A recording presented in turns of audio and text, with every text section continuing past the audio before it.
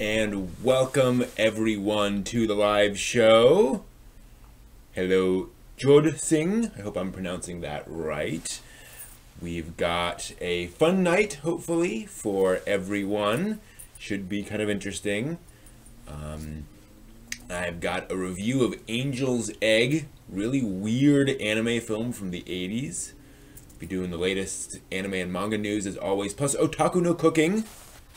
We'll be baking some cookies tonight. But first, I'm curious as to what folks are watching, anime-wise. What are you all up to this Friday night? As folks filter in for the evening, I think I'll go ahead and start with the news, and then we will progress back and get to the Q&A. So later on tonight, we'll be doing a Q&A. I will take questions from the audience. Hopefully there'll be enough folks here for that. We'll see how that goes. Otherwise, I will probably try to, I'll probably go online and pull some questions from the internet, and we'll see what happens. Wizard of Earthsea.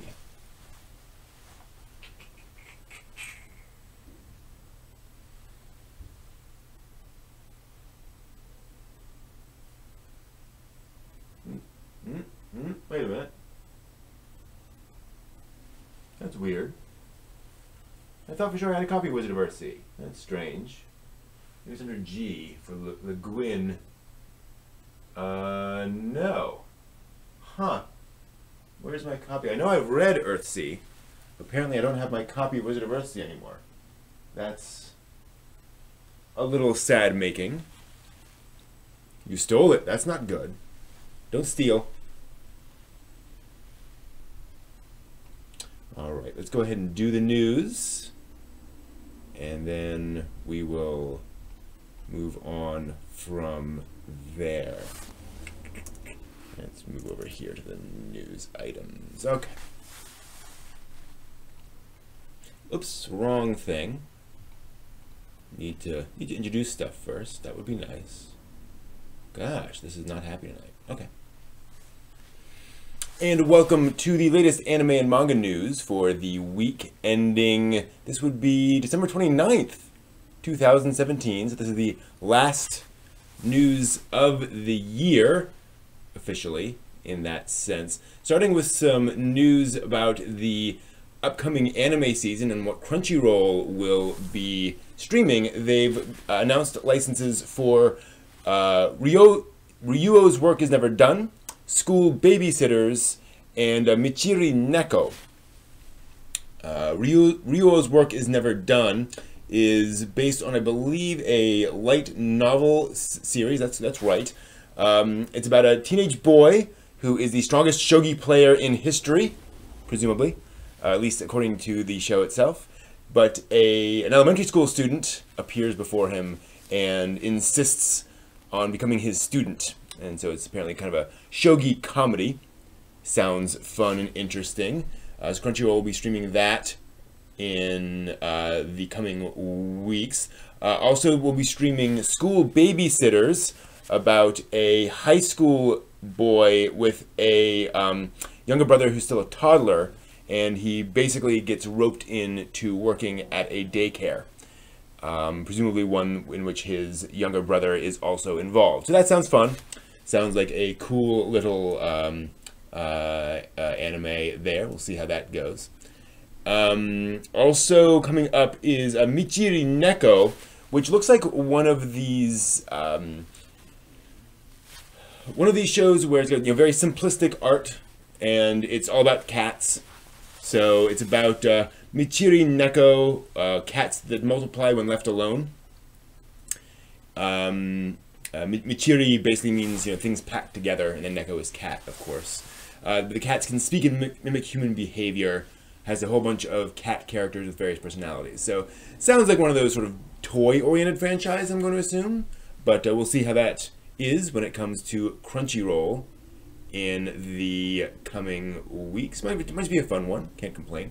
Speaking of licenses, Sentai Filmworks has announced a license. They will be simulcasting Takunomi on their High Dive platform. It is a series about adult women, focusing on a 20-year-old woman who just changed jobs and moved to Tokyo, and she lives in an apartment complex, part of an all-female boarding house, and so it's about her and the various other young women in the boarding house, and they all basically become friends, and they love good food and drink. So not sure if this is going to be one of those things that kind of celebrates drinking or not. That seems to be a popular thing these days. Who knows? But that is a thing that Sentai Filmworks will be releasing. So Sentai not doing too much these days. Good to see them still on the map, simulcasting an anime series. Also news about an upcoming project. We knew there was an upcoming, whoops, wrong image, sorry. We know that there's a new Non-Non-Biori project coming in 2018. It's going to be an anime film released in summer called Non-Non-Biori Vacation.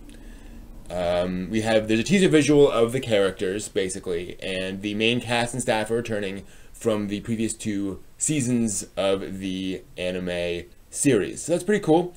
Let's see here. There are big posters for the film on the Rinkai train line, so they're really advertising that one pretty big. That train line runs next to Tokyo Big Sight, which is where Kamaket occurs. So they're pushing the Non-Non-Biori film pretty heavy, and here's hoping that it is a fun one.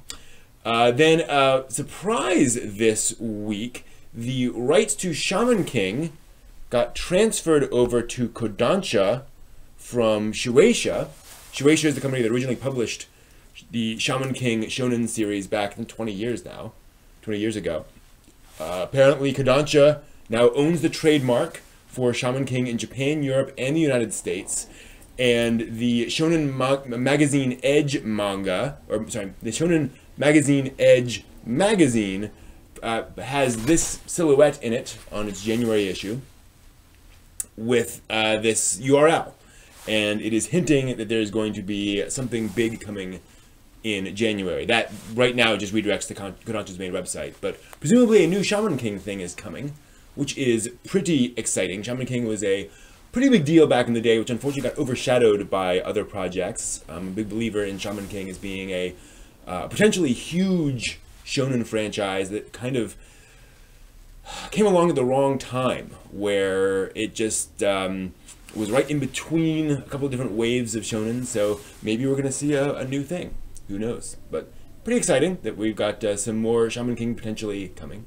And then kind of an odd little announcement this week that TBS has acquired 7 Arcs, which is actually the 7 Arcs group is a sort of a holding company that holds several different companies, including 7 Arcs Pictures, which is the studio that made, among other things, Magical Lyrical Girl Nanoha and the other Nanoha parts of that franchise. And 7 Arcs has done some other things. Let's see here. Did they mention? No, Nanoha is really the big one that folks are mentioning on this one. So, and TBS is the Tokyo Broadcast. Well, it's the holding company for Tokyo Broadcasting System, which is a TV channel. So, to be clear, what's happening here is a holding company for a TV channel has bought out basically an anime studio, and it's part of larger companies absorbing other companies. But it's still kind of remarkable to see something like this, where you get a TV station gobbling up an anime studio in that sense. It acquired all the shares of 7 Arcs Group from the owner and chairperson. We don't know how much it cost, but certainly this is the kind of thing we don't normally see in the anime industry, and we'll have to see if that's going to impact things. We do know that 7 Arcs is working on a new anime project, an adaptation of Dances with the Dragons, a light novel series. Presumably that's going to keep on moving. No hints that this is kind of, absorb and destroy. It appears to be kind of like, oh, we want some anime stuff. So, interesting. We'll see if a TV channel is going to start pumping out anime for its own channel. Who knows? Anyway, so those are all the major news stories for this week. Thank you for watching. Hope to see you guys and all of you next week and next year. Hope you had a good 2017. Looking forward to a great 2018. And for those of you watching on the stream, we will be right back.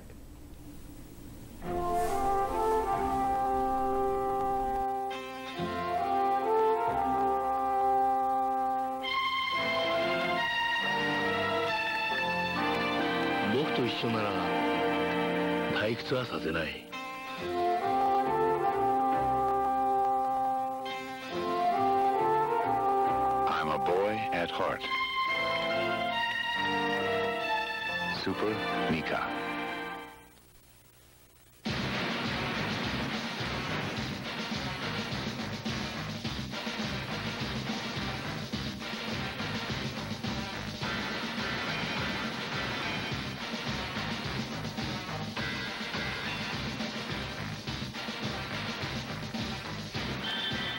Water たった一つの食品を選ぶとしたらカロリーメイトだ。バランス栄養食カロリーメイト。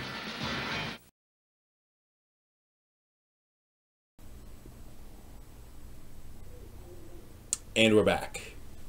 So, there we go.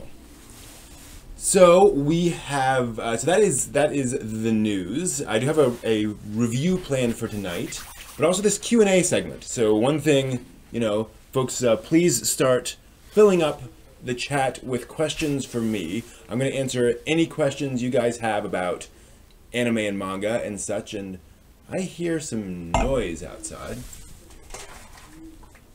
It sounds like a police officer or something, but I don't see any cops around. So, okay, presumably we don't have some weird police thing, I'm hoping. Who knows?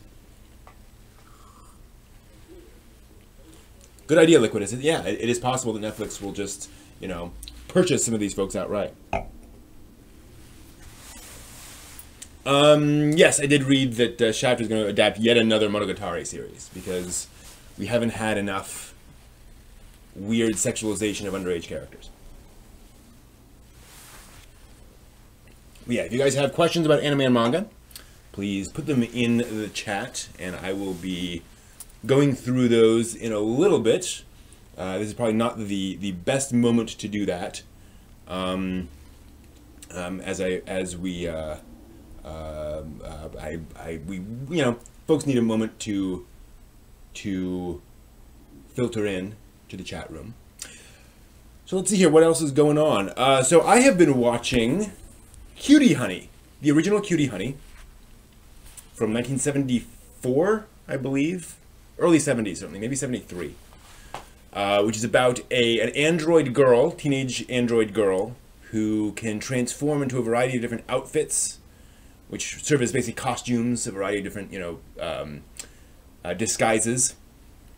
When she does so, however, her current set of clothes shred off of her body. So she is briefly naked for half a second.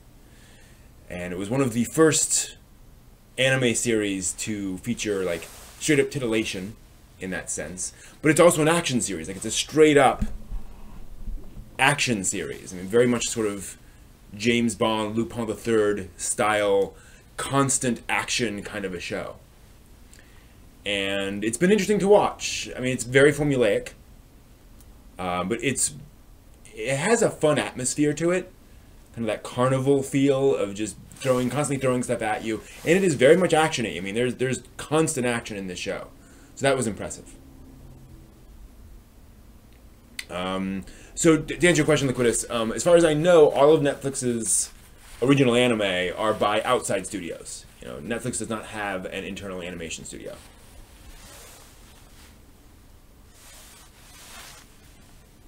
That's a good question, Judd, and I will get to that in the Q&A. So I haven't finished Cutie Honey yet. I'll probably finish it this weekend. I'm not going to watch every single episode because it's clearly this episodic formulaic thing. But I'll watch, you know, a good chunk of it. I'll try, you know, the beginning, and you know, I'll skip some of the middle stuff and then watch the ending. So we'll see if there's anything surprising in the ending. But thus far, it's been a fun, exciting show. If kind of over the top with that stuff. Very odd.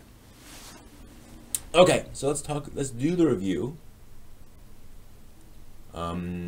No dramatic reading this week. I went through the news group from 20 years ago, and there was really nothing ridiculous being written this past week. It was, pretty normal questions and answers, and Evangelion's currently hitting the market in America, so that's interesting to watch, but nothing too crazy. Okay.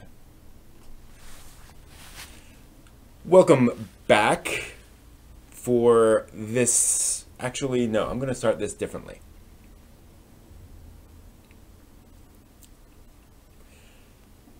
When reviewing something like a movie, particularly an unusual movie, some people like to say that there is a spectrum between clarity and confusion. That a movie can be extremely easy to understand, and somewhere in the middle, really hard to understand. And from that perspective, clarity is desirable. I think that is a naive way of looking at things. I prefer to look at it as a spectrum between simplicity and complexity. You can have a very simple film that's very easy to understand, or a very difficult, complex film that may be hard to understand. Now, you can certainly have a simple film that's hard to understand because it's ineptly made, or a complex film that's still relatively easy to grasp. Inception would be a good example of a complex film, but that presents its concepts clearly to the audience. There's plenty to mine in that film. So, the question is, what's better, simplicity or complexity? Neither. Simplicity can be a virtue, and complexity can be a virtue. This is complicated when a film is very much planned and intended with a very specific tone and message to it, or set of messages. Such is the case with Angel's Egg. This is a movie from the 1980s, direct-to-video, OVA, technically, by Mamoru Oshii, who went on to direct Ghost in the Shell and the Pat Labor movies and Avalon and other really remarkable films. Angel's Egg is not a traditional film. It is not simple. It is also it is not only a complex film, it is meant to be a film that you simply watch and consume and think about. It is not meant to be entertaining in the sense of a 3-act structure with a hero who comes in and saves the day. This is a film that is extremely heavily loaded with symbolism. It's a film all about imagery and presenting loaded imagery to you. And that imagery is not meant to connect directly to the narrative. Now don't get me wrong, there is a plot in Angel's Egg. But you'll notice I'm not telling you about the characters or what happens, because that's really beside the point. There are two main characters, a young man and a girl. But that doesn't tell you anything about the movie, and that's really beside the point until you start seeing how the images in the film say things about, or hint things about these characters and their relationship. Now again, there's a plot. Events happen. It is actually a remarkably sequential plot. From moment to moment to moment. There are no flashbacks, apparently. There are no flash forwards, apparently. Although many of the scenes might be. But this is clearly a sequence of events filled with strange visuals. But importantly, this is not just strange visuals thrown at you. This is not characters walking down the street and then suddenly, you know, a clown explodes. All of the visuals, all of the symbolic imagery are clearly intentional. There are many ways you can interpret that imagery. But that's the charm and that's the complexity of Angel's Egg. This is not a film where you're going to sit down and be told a rousing tale. This is a film that you are meant to digest. Some films are popcorn. You just eat them and you get a momentary burst of flavor and then they're gone. This is a steak dinner. Something you are meant to appreciate. This is a wine that you are meant to swish around in your mouth and really understand and really think about the flavors of this wine. If you like stories in which there are a lot of different possible interpretations, but there's a clear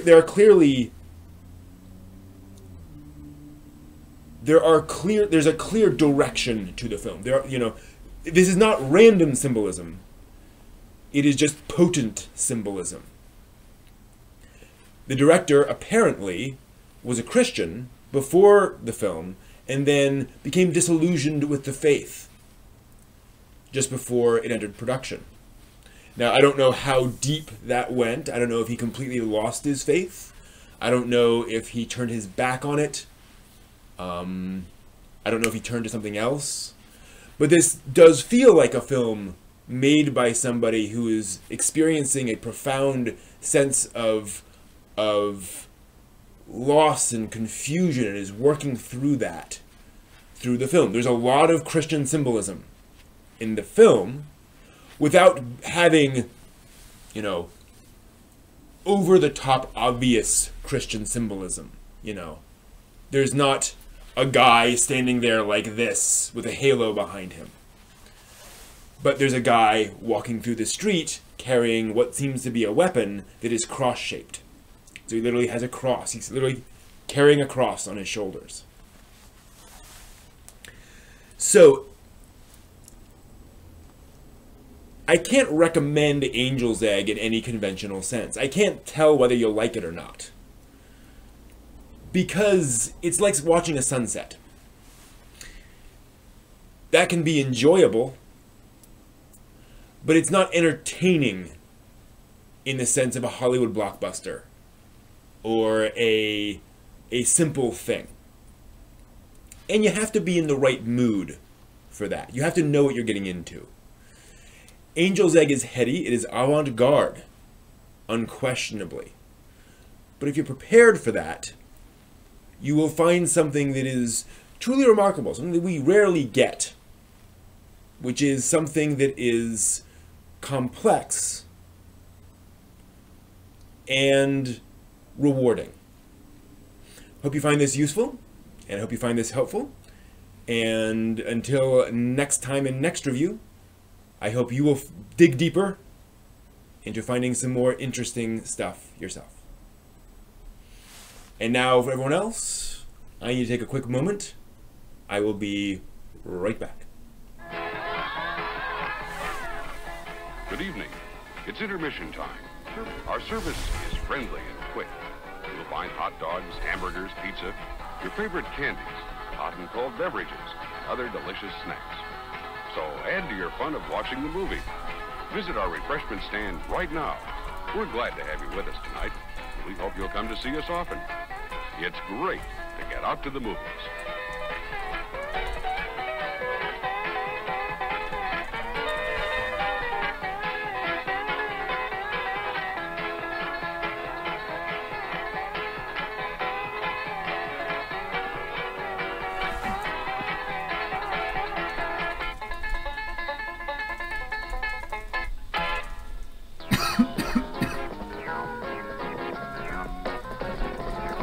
Just 3 minutes away from the start of our next feature. Still time to visit our refreshment stand.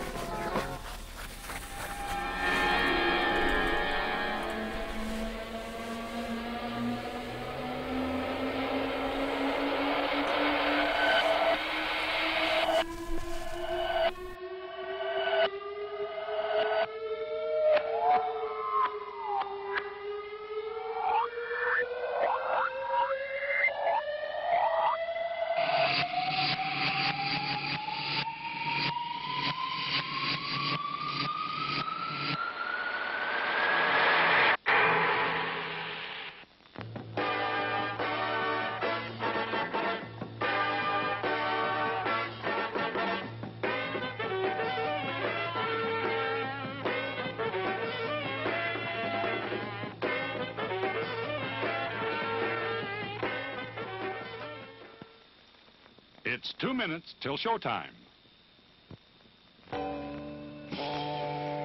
aboard, the snack bar special for Coca-Cola, peanuts, hot dogs, ice cream, candy. That's the snack bar special for Coca-Cola, peanuts, hot dogs.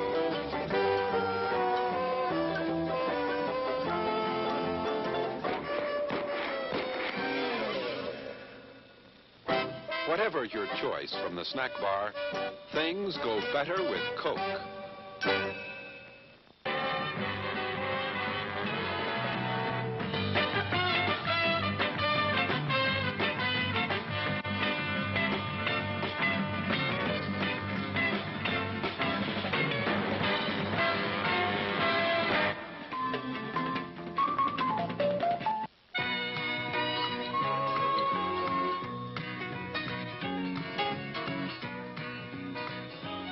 We're now just 1 minute away from the beginning of our next feature. For your convenience, our refreshment stand will remain open after the feature begins, so you still have time to add to the fun of watching the movie. Before we begin our next feature, we'd like to remind you to replace your speaker before leaving the theater. If it is accidentally damaged, please notify someone at the refreshment stand. Again, thank you for coming out to the drive-in tonight. As you leave, please drive carefully and come back soon.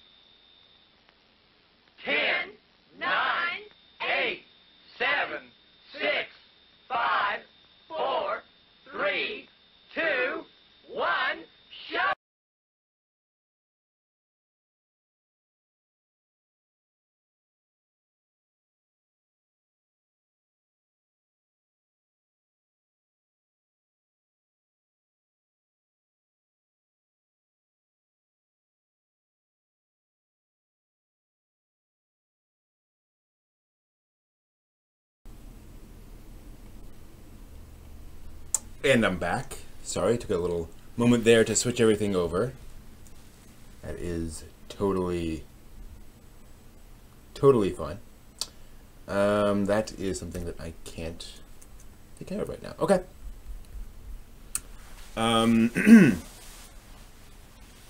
Avant-garde intermission videos, indeed.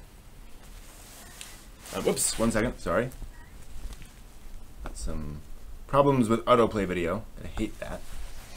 Alright.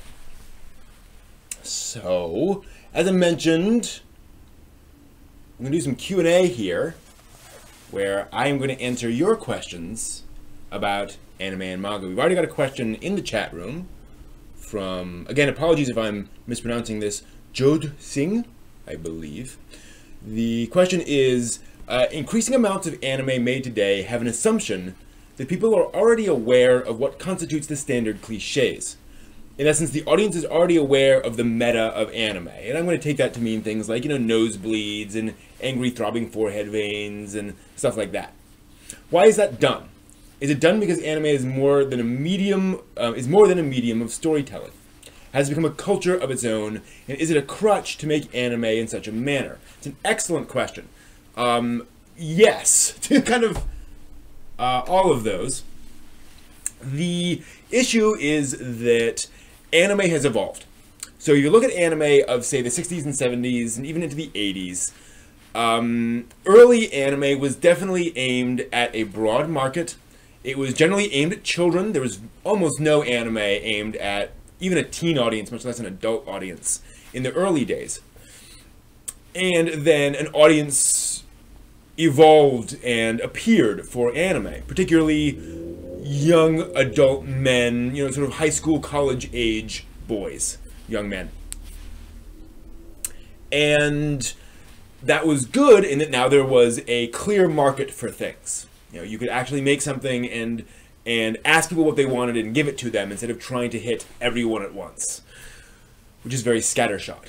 The problem when you have a specific audience is that they will tell you they want certain things. If you give it to them, that creates a self-sustaining loop, but it creates a reinforcement loop where you tend to make the same things over and over. And that is certainly what's happened, is that anime has developed a lot of these cliches and these elements, even these character archetypes, the tsundere, for example, which we just recognize now, but let's be honest, it's a very strange character archetype, somebody who cares for you but doesn't want to admit it and would hate to even admit that she cares for you. That's the kind of thing that we just accept as part of an anime storyline, but as we deal with that, it becomes kind of difficult to deal with. Am I still going? I am still going. Yes, okay, sorry. A bit of a problem with the chat room, which is wonderful, always. 1 second, as I try something. Let me try to restore chat. And my chat has just disappeared, which is always fun when I'm trying to do a live chat thing. So I'm hoping I can pop that back out and I will still be alive and normal. Oh, I'm having an internet problem. Great! So I have to pause this 1 second while I fix that. 1 moment.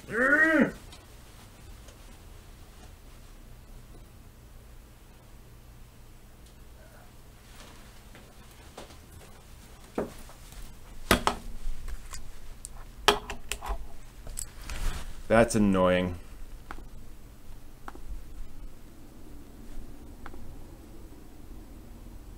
Okay, there we go. Sorry about that. Everything's fine, it's just a problem on my end. Okay, so I'll know to fix that moving forward. Alright, so we're back.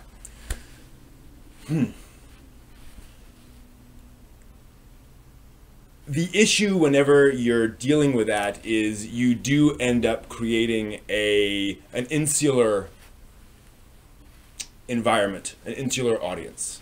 So on the one hand, that is a problem. On the other hand, it's worked. Anime continues to make money. They continue to make anime, and they're making more of it now than they have been recently. I don't want to say more than ever before, because that's really hard to judge, and depends on how many episodes are coming out in a given time and all that kind of stuff. But point being, we have now compared to 5 years ago, there's certainly more anime being made, which is, again, fine, but it tends to be kind of samey for that reason. We are seeing some people break out of that because people understand this. The staff behind anime realize you can't just make the same thing over and over. There has to be some creative explosion, and we're seeing that now with some of the science fiction series, some of the fantasy series. Fantasy certainly seems to be picking up steam in the anime medium. So I do think that we're starting to make some progress there, which is good. But yeah, it is kind of a cause for concern. You are also seeing anime starting to move away a bit from those specific visual cliches. So there are quite a few anime out there where you may see a sweat drop occasionally.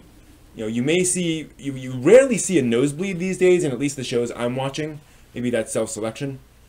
But those things seem to be less of a big deal than they used to be. So I think we are starting to realize there's a balance between all those things. Okay, looking for more questions in the chat room. Until I see more of those, I'm going to move over to a set of questions from the internet. What got you interested in anime? That's an interesting question. It's not what was my first anime. It's what got me interested in anime. Let me think about that for a second. What got me interested in anime was the Sci-Fi Channel, I think. Because the Sci-Fi Channel used to show anime occasionally, back in the 90s. Like, we're talking mid-90s here. Even the early 90s. Well, Sci-Fi Channel came out in, like, 92, I think? Something like that. Anyway. And they would run these festivals of anime, where they'd show, anime for, like, a week in the summer. Or at various times on the channel. And I was catching little bits of these things, and I was always a fan of animation. So seeing this very different style of animation and stuff that was clearly aimed at an older audience, but also the Sci-Fi Channel was showing these very sci-fi heavy stories, and that really appealed to me. So I got really excited by the idea of an animation medium that also had a lot of cool science fiction stories. I think that's what really keyed me into the medium. Another question. If I want to introduce a story which happens to be anime to your parents or an older audience, recommendations there. So the obvious answer there is Hayao Miyazaki. You know, his movies are very easy for a non-anime fan to appreciate. Totoro, Kiki's Delivery Service, Porco Rosso. I think Porco Rosso is one of those films that works better for an adult audience in the sense that it's about, you know, a middle-aged man who's kind of cynical. So people can relate to that a little bit better than stories about like young girls and things like that. Nothing against that, but you know, again, when you're trying to get an adult who doesn't understand anime into it, that perspective is a little easier to relate to. So I think that's a good one. Mamoru Hosoda's films, I think, work pretty well too. I recommend Wolf Children, except there is that scene where the werewolf, you know, sleeps with the girl, and it is a little weird. But I think that is a good place a reasonable place to start if you know your parents aren't going to get freaked out by that. But Wolf Children is all about being a parent, and I think it's very relatable to parents. Other than that, you know, again, for TV series, it's hard. I think Cowboy Bebop is a really good intro to anime because it does have so many Western influences. So that's something you can show somebody who's not necessarily into anime but maybe curious. They'll latch on to that more Western storytelling, those more Western tropes, Western Hollywood tropes in Bebop. Similarly, Trigun, because it's sort of a sci-fi Western, I think that is a little easier for Americans to grasp, but it is very anime. So that is an issue. Let's see here. Other anime for an older audience, I think will work well for them. Yeah, I'm gonna have to start there. I mean, ironically, a lot of the manga stories I think are better for adults, but it's harder, even harder to get an adult into manga. You know, that kind of thing. Anyway, okay, but then it's a good question. So, what if your audience isn't from the West? I don't know, because I do not have a good experience. I don't have a volume of experience with what, you know, a Korean or Filipino or Vietnamese adult would want or expect out of animation. So that's kind of outside my expertise, unfortunately. Game Escape asks, what's your opinion on Ranma 1/2? Kind of complicated, in the sense that I've tried to like Ranma 1/2, but it's never really connected for me. Ranma 1/2 is funny, lighthearted, and goofy, and I think you have to be in that mood and up for that kind of a story. To me, it was just a little too lighthearted and a little too goofy. The stories don't... The plot is really there as an excuse for comedy and occasional action sequences. Part of my frustration with Ranma 1/2 is that I'm an aficionado of martial arts, of martial arts cinema, meaning I like watching martial arts well represented in film, or, you know, TV or animation, what have you.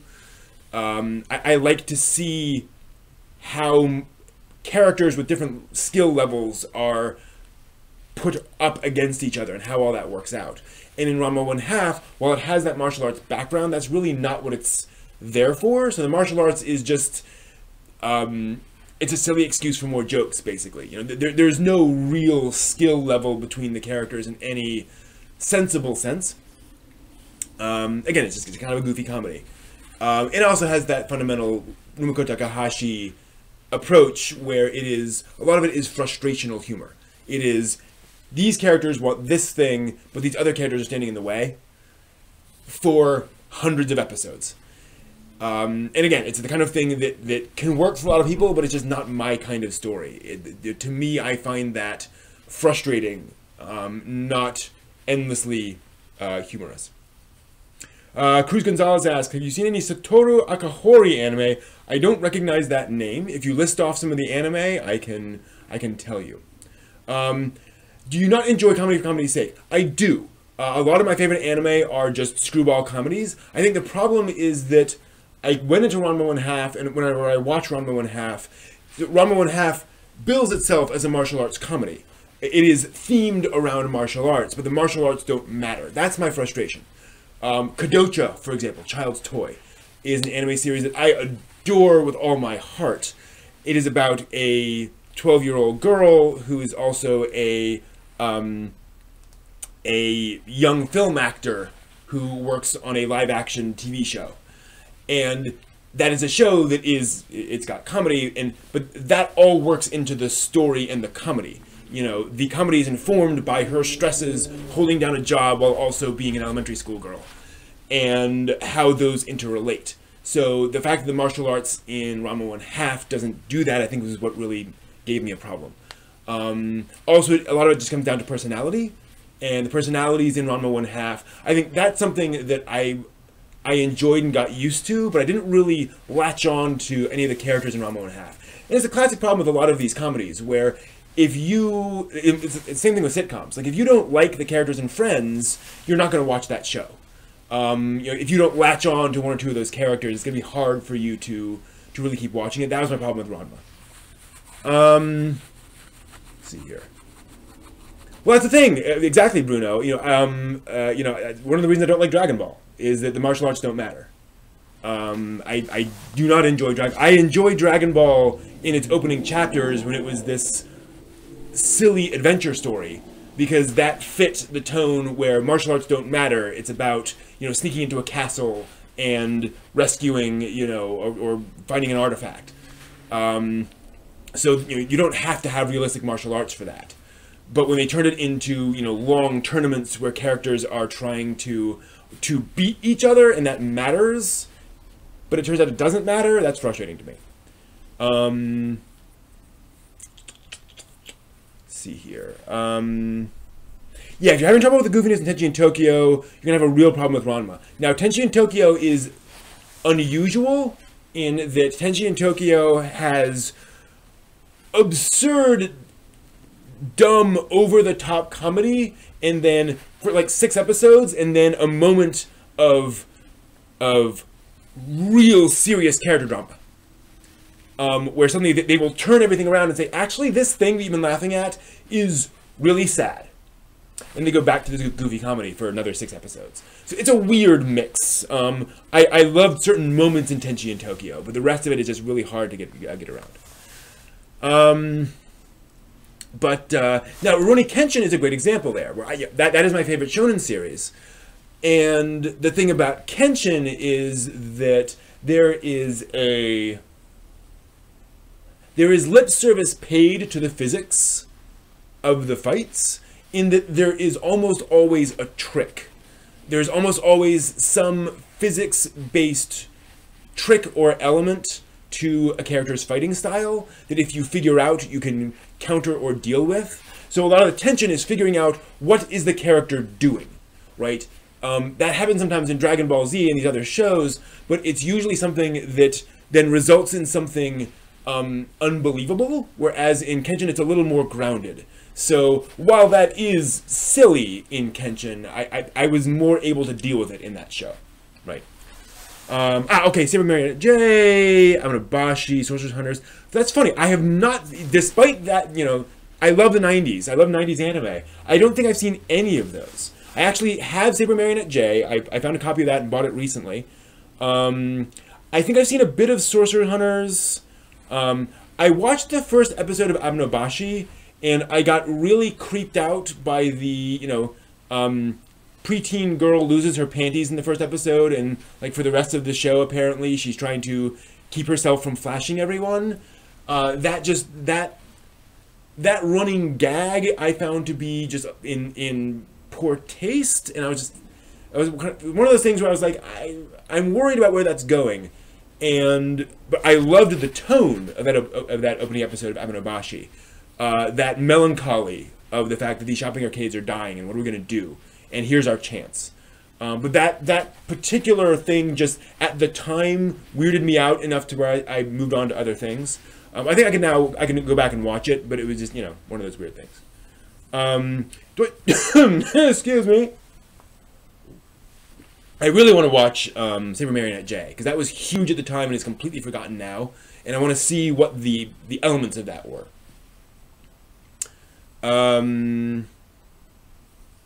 Yeah, I don't like over-the-top fighting. I find over-the-top fighting, it's basically a shouting match. Where I'm like, but, the person who wins is going to be whoever the writer decides in his head is going to win, or her head. It doesn't, there's no logical consequence of the fighting. That's what I want, logical consequences. If you have over-the-top fighting. Now, if the over-the-top fighting doesn't matter, that's a different thing. Good example is there was a segment in Anime Mirai, Young Animators Training Project, from 2013, I think, which was, I don't know, like the adventures of Aki-chan or something. And it's basically sort of a Dragon Ball Z setup where there's this kid out in the wilderness who has this ridiculous, martial arts master, and somebody shows up and sort of challenges the kid, and the kid ends up trouncing the guy. And it's ridiculous over-the-top fighting, but it's basically a comedy and a moral tale about being too big for your britches. So I didn't mind that the martial arts was kind of an excuse for that. That's the kind of thing. I have no interest whatsoever in JoJo's. Everything I've seen about JoJo's tells me that is a show that I will despise.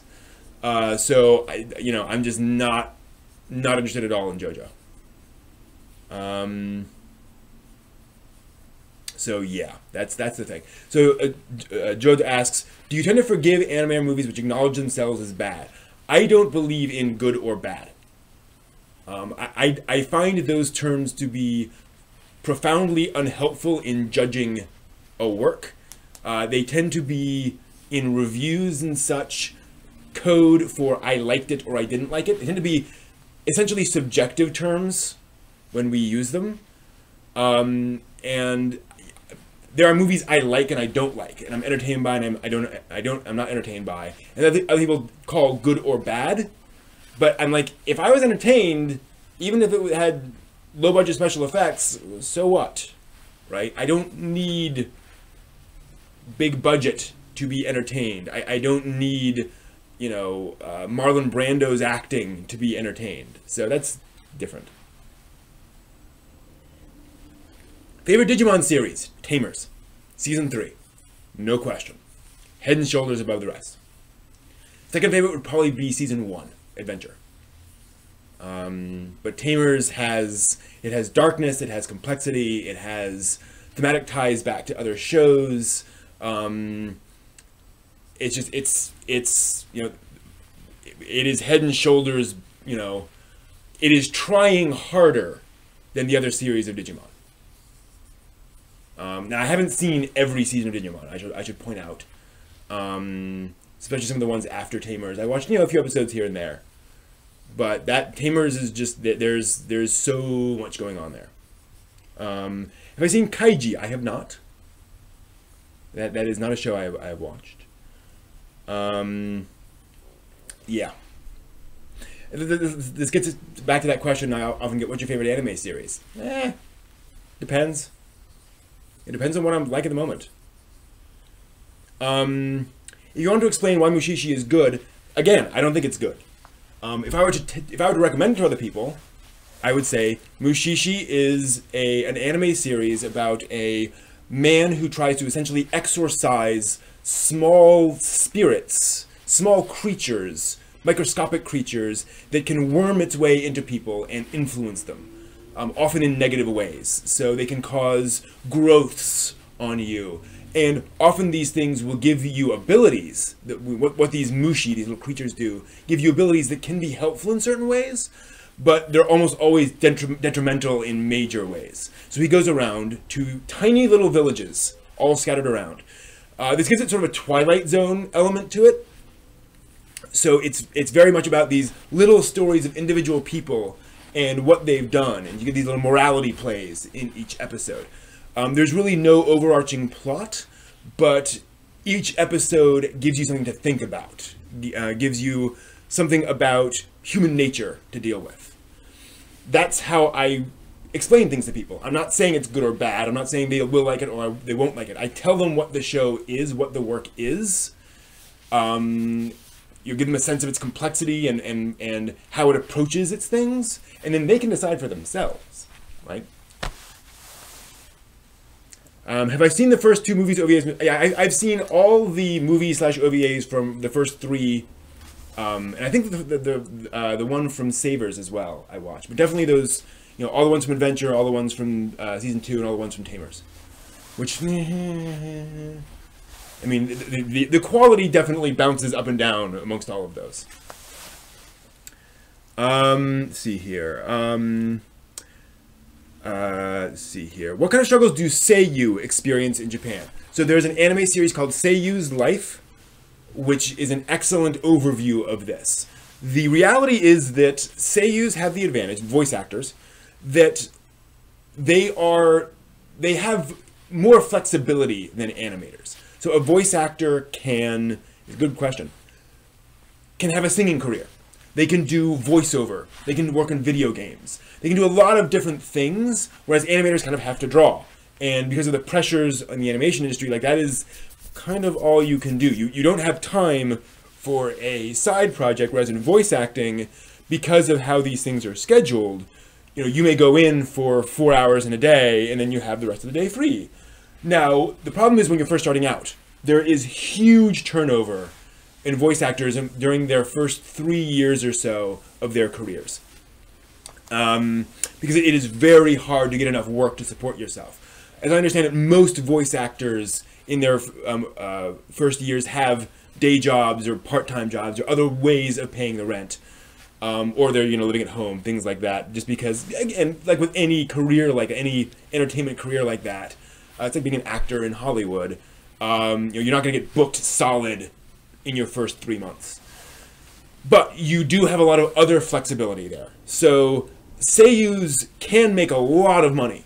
And once a seiyu gets established and they're kind of doing their thing, they can live very, very comfortably as a voice actor, and especially doing other gigs on the side. Again, you can, you know, do a voiceover for a nature documentary, for example, things along those lines, and you know, you can get a lot of that work. It's one of the reasons why, by the way, when you're looking at voice acting credits, you'll see someone will do, you know, 2 or 3 shows a year, but they're certainly not filling up their schedule with voice acting work. That's because they're generally doing other voice work along with that, video games, etc., and so forth. And it's the same thing in America over here, by the way, too. There's almost nobody who's actually, you know, a full-time anime voice actor in America. You need to do a lot, but good luck with the Subway restaurant, Master Chief. Thanks for stopping by. Can I recommend some dark sci-fi anime from the 90s? Absolutely. So, what leaps to mind is Lilycat, LilYcat. And that is essentially a remake of the movie Alien with a tentacle monster. So, yay. I've actually watched, I believe, the original version of that, and I was sure that this was like, you know, a re-edited hentai. Apparently it is not. It is a monster with tentacles, but, you know, nothing sexy happens. So, weird. So Lilycat certainly is there. That's dark sci-fi. The Guyver, oddly enough, which may have come out like 1990, maybe even 89, I'm not sure, but it was around 1990, which is, on the surface, a very goofy, you know, guy transforms into sort of an Ultraman-style character. There's a lot of really dark stuff in the underlying story, and there's kind of some body horror going on in the Guyver. Other dark sci-fi. You get some weird stuff, like Dominion Tank Police is a goofy comedy, but it has some very dark sequences in it. There's a very dark sequence in the middle of the OVA. Other than that, I mean, Demon City Shinjuku, well, that's fantasy. That's really fantasy. Dark science fiction of the 90s. Robot Carnival, anthology film, but there's some dark episodes in that, including the sequences that bookend the film. What else? I mean, anime generally isn't that, I don't know, it can be pretty dark. But there's pressure to be not too dark, right? There's pressure to be reasonably light because just darkness doesn't sell. So that's one of those issues. Let's see here. Think of any others that kind of leap to mind. I'm looking over at my manga collection to see if any of those provoke my head. I'm sure there are others. Dark stuff. Do you know Cyber? Fair enough. How do I differentiate between sci-fi and space, such as Foundation by Isaac Asimov, and a drama or epic which happens to be in space, such as Star Wars? So, Star Wars is not science fiction because it is set in the past. In my opinion, science fiction always has to be set in the future. And ideally should be recognizably about that stuff. I don't think Technolize was 90s though. I think Technolize came out in the early 2000s. But yes, definitely dark science fiction. Yeah, Star Wars is space fantasy, in my view. Let's see here. Oh, X! Well, no, that's fantasy, technically. X is fantasy. Definitely dark. Let's see here. Oh, well, no, that's 80s. Fist of the North Star. I mean, Fist of the North Star is ridiculous and over the top, but it's also dark in the sense that there's, people killing each other. Yeah, so Project A-ko, interesting backstory here for those who don't know. Project A-ko is this sci-fi comedy about a girl who is extremely strong and agile, like superhero level strong and agile, but just wants to be a normal high school girl.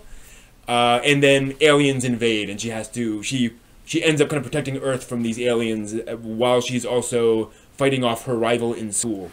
It's a very goofy concept, very goofy show, but very over the top, and very intentionally goofy, right? It is kind of wired into that concept. Project A-ko was originally going to be hentai. It was part of this thing called Cream Lemon, which is basically the first hentai series, a hentai OVA. If you look it up, be aware that it is very early hentai, and there's some stuff in there it's pretty extreme. And the staff actually made this little goofy sci-fi story within the Cream Lemon series, and basically every episode is by a different group, but sometimes they come back and do new episodes. And so they did this goofy little sci-fi story, and then they started working on another goofy little sci-fi, hentai story, and it kind of got bigger and bigger and bigger, and they realized, hey, wait, why not just, remove all of the sex and turn this into a full-scale, a movie, and that became Project A-ko. So it was an experiment in that sense. Also, it was made at pretty much the height of the Japanese bubble economy. Lots of money flowing into the anime industry. It was before the big Akira push, but there was money around. So there were a lot of animators who worked on Project A-ko and kind of had the freedom in that movie to just kind of animate and produce very high quality sequences in Project A-ko, even though like the sequences don't really add anything to the film. They just, okay, we need a shot of this space cruiser. Okay, we're gonna do this ridiculous shot of the space cruiser. So it's that kind of a thing where yes, it's definitely experimental, but it came out of that weird area. And yeah, and the 80s were also an experimental time for animation and for anime in general. Folks were pushing the boundaries of the medium in a lot of interesting ways. I'm actually putting together a panel right now, a brief history of mecha, brief history of giant robots, where I'm finding a lot of these weird stories, these weird, a lot of these more influential mecha series throughout time. And there's some interesting stuff in the 80s, really, that folks aren't as aware of over there. How would I describe Twilight, the American book series, and do you like it as a romance story? I do not like it as a romance story. Now, here's a good example of this. So Twilight is fantasy romance. It's a, romance series with fantastical elements. So Twilight is a romance story. It is not a bad romance story in the sense that it establishes its characters, it establishes what the characters find interesting in each other, and then develops that romance. It is a bad romance story in that it is a very unhealthy relationship between the two characters, and nobody seems to acknowledge that in the story. So that's the problem I have with Twilight, is that those characters should not be together. Given what they establish about vampires and about Bella and all these characters, it's like, you should be running away. But, you know. Oh, of course. I mean, gosh. Heh. Well, there's the obvious one. Thank you, Bruno. Dark sci-fi science fiction from the 90s, Evangelion. I mean, that is almost the canonical answer. Right? When was MD Geist? Was MD Geist 80s? Because that's definitely dark science fiction. Right?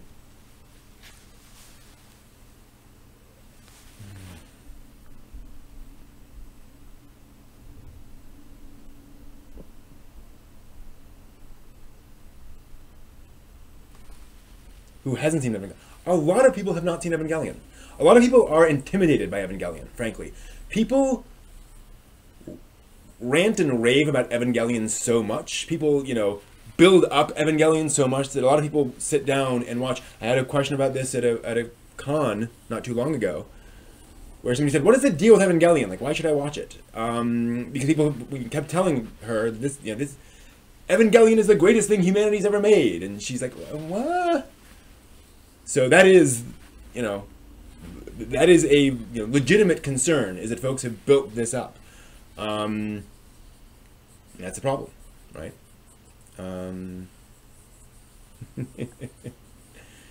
Yeah, and I've pledged to myself that this year I will watch Evangelion in its entirety. I've watched the beginning and the end, but not the middle. So this year at some point, you know, I'm going to do my best to watch all of Evangelion. And I know where it's, you know, now that I know where it's going, I can kind of orient myself around the series. But yeah, and I'm sure it's coming back to DVD soon. I mean, there's just no question. Somebody's going to license it. It's very expensive to license, apparently. By the way, you know, the Japanese are, you know, hold out on licensing the anime series for a lot of money. It's one of the reasons we don't get Evangelion on DVD a lot. You know, they're not continually re-releasing it for that reason. Oh yeah, I'm waiting. I'm when I go back and look at those threads, I keep looking for Evangelion, clicking through to see, ooh, you know, is it time yet? Are people starting to do it? You know, at this point in anime history, people are watching it and they're praising it, but in many cases they're partway through it. They haven't gotten to the end yet. It had finished in Japan by this point, but folks were just starting to get it, like, legitimately over here in America. Yeah, you're right. Eva's all about happy rainbows and penguins. It's true, and unicorns occasionally. That's all Evangelion is. It's not sad at all. Not dark. But yeah, I'm definitely looking forward to seeing what happens to Evangelion.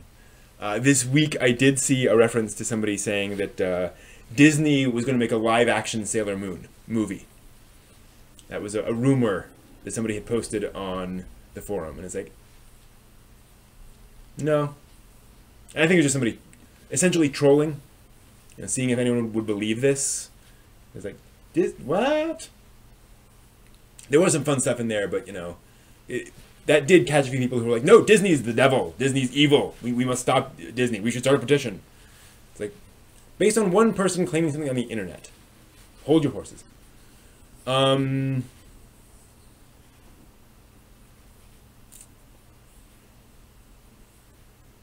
see here. I'm not familiar with the mangaka named One. With that person. What has he made? I may be misunderstanding the quote. Have I read Tsubasa Reservoir Chronicle? Just the beginning. I read like the first volume of the manga. I watched a little bit of the anime series. But it is so hard to... there were so many character references in Tsubasa. I was like, I feel like I need to go back and read like all of Cardcaptor Sakura and all of Magic Knight Ray Earth and all these other things to kind of understand Tsubasa. So I got kind of intimidated by Tsubasa and held off on it. So maybe one of these days, maybe once I dig back more into the Clamp universe, I'll try it. I don't know. Karian asks, who's the character in the picture frame behind you? That's an excellent question. That is Akari Kanzaki from Battle Athletes and Battle Athletes Victory, which is a now sadly very obscure anime series about sports, about girls who are competing in a sort of an Olympics, a competition where everyone involved has to compete in every sport. And it's a really weird concept, actually based on a Sega Genesis game. But it turned into this surprisingly well-structured, well-rounded anime series, where it has comedy, it has action, sports action, it has drama, it has melodrama, it has character development. One of those things where I watched and I was like, this is really like, it all comes together. Like, they did an impressive job on this show. So I managed to find a pan cell from the original OVA, which are usually very expensive. One Punch Man and Mob Psycho 100. I've not seen much of either. Again, shonen just doesn't really appeal to me. I saw some of Mob Psycho 100. From what I've seen, I'm not convinced that he's deconstructing shonen. I think he's parodying shonen. I think he's playing around with shonen archetypes, but he's not really proving anything about them. He's not really delving deep into those archetypes, and he's not really moving beyond those archetypes and those themes. So, I don't know. Let's see here. Yeah, now we have Blu-ray masters for Evangelion. I wonder if that's one of the things that's kind of holding back Evangelion licensing over here, is that once they saw they were working on that, they're like, oh, actually, we can wait until that's ready. Who knows? Fisher says, I noticed a new trend in anime this and last season, where Moe-type characters are placed into a post-apocalyptic world to tell a slice-of-life story. To me, it's an interesting idea. What do you think? Yeah, I think that's an interesting concept. And I think that's what we've been seeing since about around 2011 now. We started seeing more of these Moe characters in non-traditional Moe things. I think Fractal is the classic example of that, where it's not post-apocalyptic, but it is this far future, sort of idyllic, utopian world that turns out to have a seedy, not underbelly, but a seedy side to it. And you get Moe characters kind of in that milieu, where it's a complex setting. I think that's a really cool concept. I think the reality is Moe is now more or less an art style.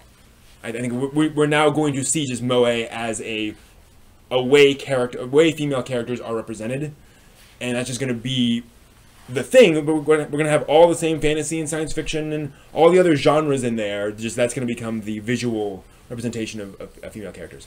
That's the thing. Hey Raven, thanks for joining us. Dropkicks. Let's see here. Have I seen the pause and select YouTube videos? I don't think so, no. I've heard Yami no Matsue. I do not recognize Yami no Matsue. Liquidus asks, thoughts on the recent popularity of Japan and Hollywood wanting to make live-action adaptations of anime? Attack on Titan, Kenshin, Ghost in the Shell, Fullmetal Alchemist, JoJo, and Tokyo Ghoul, for example. So that is, let's be honest, folks chasing the money. And that's not a bad thing. Money is how things get made. And here's the thing. If you owned the rights to Mob Psycho 100 and a Hollywood producer came to you and said, we would like to give you $25 million for the rights to that to make a Hollywood live-action movie, would you refuse? Even knowing that it might not be ideal, but think of how many anime projects you could make for that money. Think of how many Bebops you could make, how many Evangelions you could make for the price of licensing one of these shows. And I'm not saying it's always that big of a figure, but you know it's going to be a serious figure. So I think that's the reality, is that if those deals go through, we could see some ridiculously awesome stuff out of the anime industry. I think it is also proof that anime has effectively become mainstream in America, in the sense that everyone knows this thing now. Everyone is aware that anime exists as a medium. And so Hollywood's no longer scared of it. It is willing to make adaptations of these things because they know folks will turn up to watch the thing, which is good. And I think, again, there's nothing wrong with that. It can be done well, it can be done poorly. There are lots of different factors involved. And I think, like with anything, it's really hard to adapt anime to live action. So we're going to see failures, we're going to see bad stuff before we see the good stuff. And that's just kind of the reality of it. And then you got stuff like, Kenshin, which is not Hollywood live action. That is Japanese live action. And that remained extremely faithful to the original, but that's being made in Japan for an audience that probably grew up watching that show on TV. Kenshin was huge when it came out. So they have different pressures than that they would have over here, making, say, Ghost in the Shell, where the average moviegoer going to see Ghost in the Shell, didn't grow up watching Ghost in the Shell. So, blessing and curse, where you're not as limited, but you don't have things to fall back on. Right? The sumo anime. Yeah, I'd heard that there is a sumo-themed anime series coming out, which is cool. Good to see stuff like that. And here's the other thing, and this is part of going back and watching those, or reading those old threads. This is what we all wanted back in the day. We would have loved to have seen a Hollywood live-action adaptation of Ghost in the Shell, even if it wasn't a perfect rendition of the show. Folks would have complained about it, sure. But the idea, just the very idea of a big-budget Hollywood adaptation of an anime film, and the kind of audience that would bring to anime, was something we all slathered over, drooled over, right? It's, it has its drawbacks. It's not necessarily a great thing, but it does have its advantages. Do you think it's similar to how anime or otaku were first acknowledged by Japanese media, where it got a stigma attached to it, and a similar thing is happening to the USA where they're called weebs? Yes, that's a really good point, Jode, is that I think, I really don't like the term weebs, because I think that is a slur. And I think it's just like, really? Like, and again, we already have the word otaku, which has the flexibility that you can mean it in a slightly more positive or slightly more negative way anyway. Otaku. So I think weeb is clearly denigrating, and I really wish folks would stop using that. But yeah, I think we're certainly seeing that. And I think that's simply a matter of, as Gandhi said, first they ignore you, then they laugh at you, then they fight you, then you win. Right? I think that's just folks having, it's folks not understanding something, and so having to make fun of it. And that's fine. It means we've moved on from ignoring it, which is good. Which means that probably the next phase is going to be people are going to start screaming and yelling about nudity in anime and hyperviolence and all that. And we're going to see a backlash against anime in the West, like a concerted backlash. Probably. Who knows? But Karyan mentions Netflix going to be a huge influence on how the mainstream audience in the West is going to perceive anime going forward. Possible. I don't know. I think.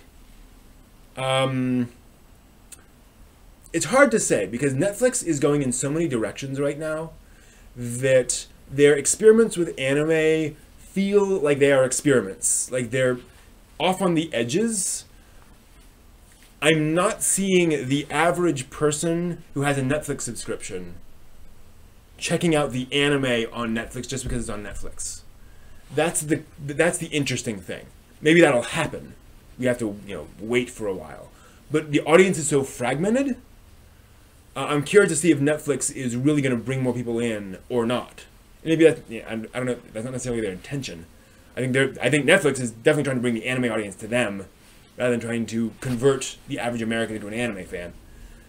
But we'll see. Thoughts on anime being produced into 3D CGI. Recently, Berserk was adapted to 3D and received poorly. New Saint Seiya was to have 3D on a technical level. Can 3D work for anime?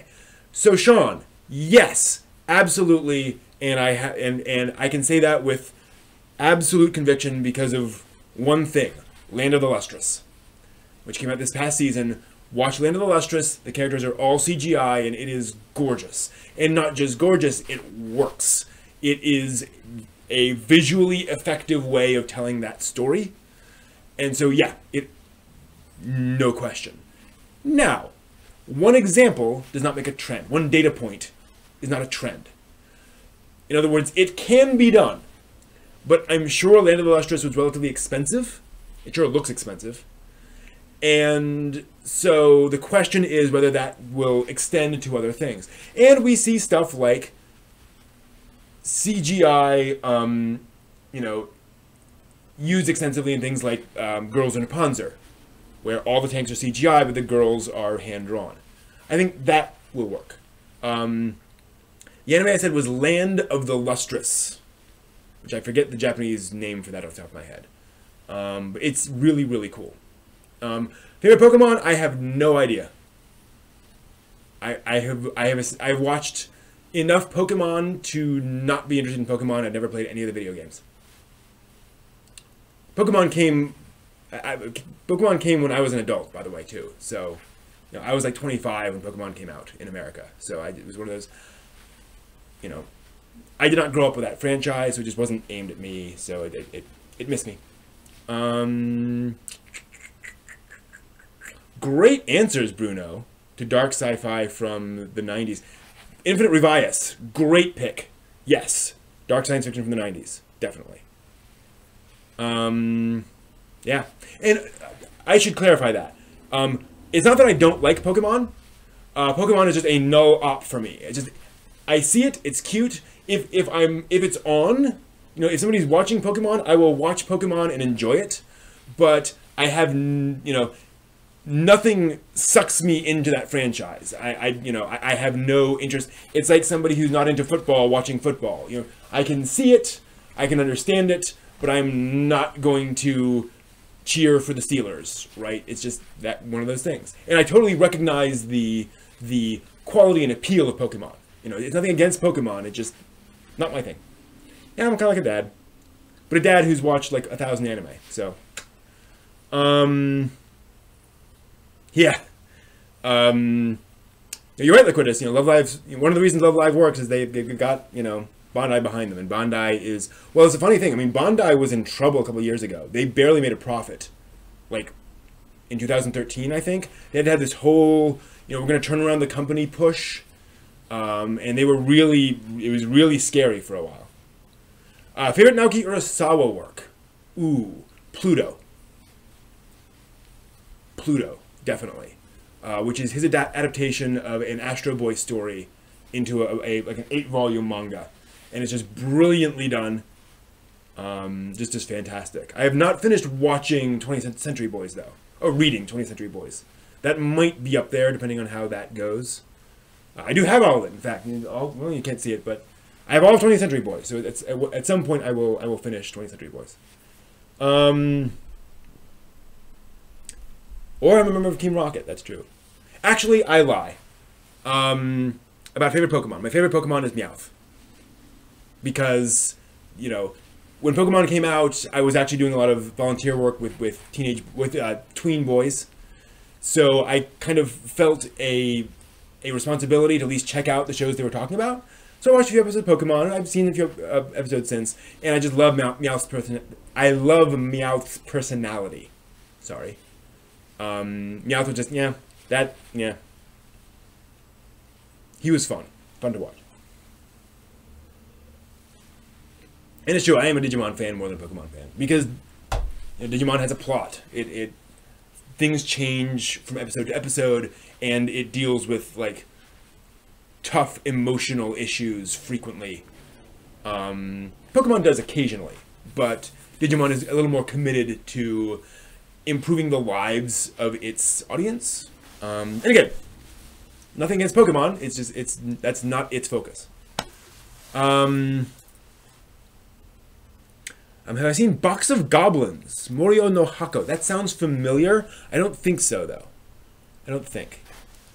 Yeah, I do just love the idea of a Pokemon that like has a mouth and it has a personality and that is, trying to make it on his own. Like that was just a cool concept. When most of the Pokemon are just kind of there. Which again is kind of a choice. Which was the last time you cried of happiness watching or reading an anime?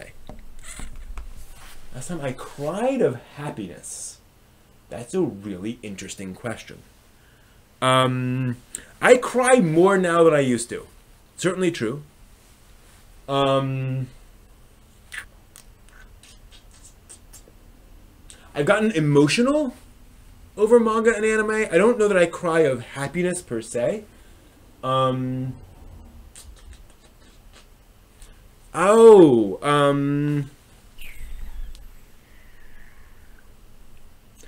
Was probably, and this was a little while ago now though. The last one I remember is from Up on Poppy Hill. Just that the whole storyline of those characters. I just got really emotionally involved in Poppy Hill, and that just got to me, I think.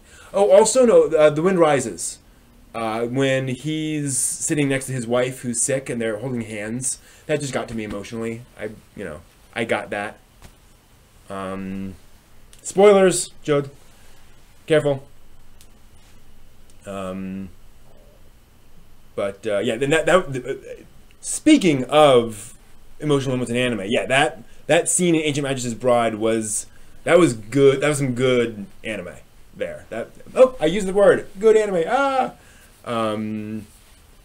But that was some well structured, effectively made anime there. What about Yu-Gi-Oh, you ask?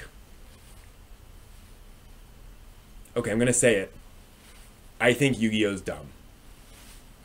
I understand why people enjoy it. I understand why it's a fun thing, but to me, externally watching Yu-Gi-Oh, it is all those elements of Yu-Gi-Oh that I complain about, or all those elements of Shonen that I complain about, all kind of summed up in Yu-Gi-Oh.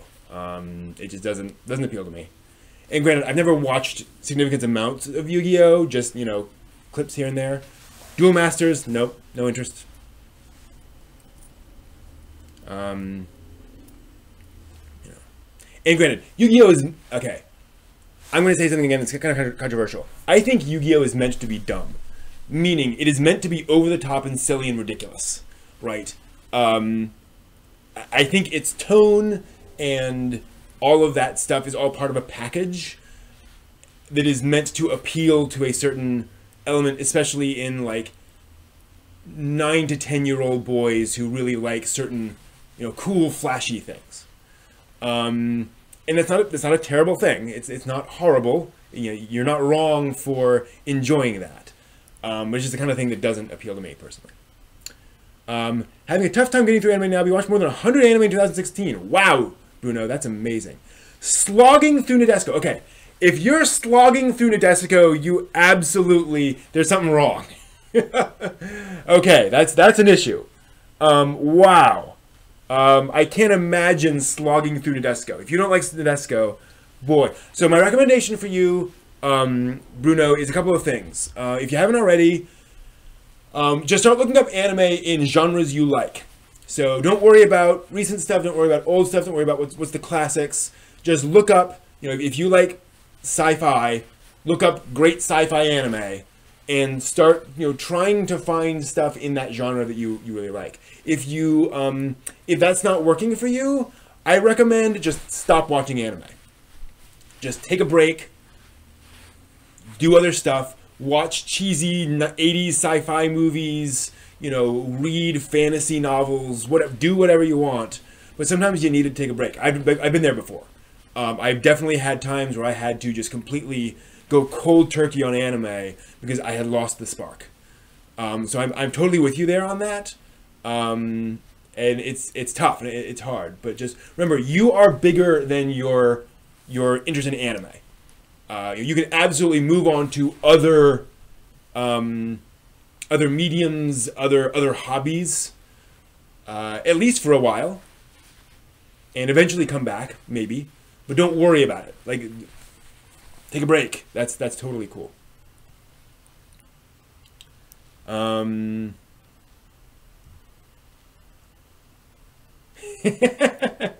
Yeah, that's a interesting way of putting it, Karion, about Pokemon versus Yu-Gi-Oh versus Digimon. Let's see here. Jay Decker. I cried at the end of every favorite anime. Why? Knowing there's no more episodes. Yeah. I actually had the opposite problem. I find I stop watching anime like 2/3 or 3/4 of the way through because I realize I don't want to get to the ending.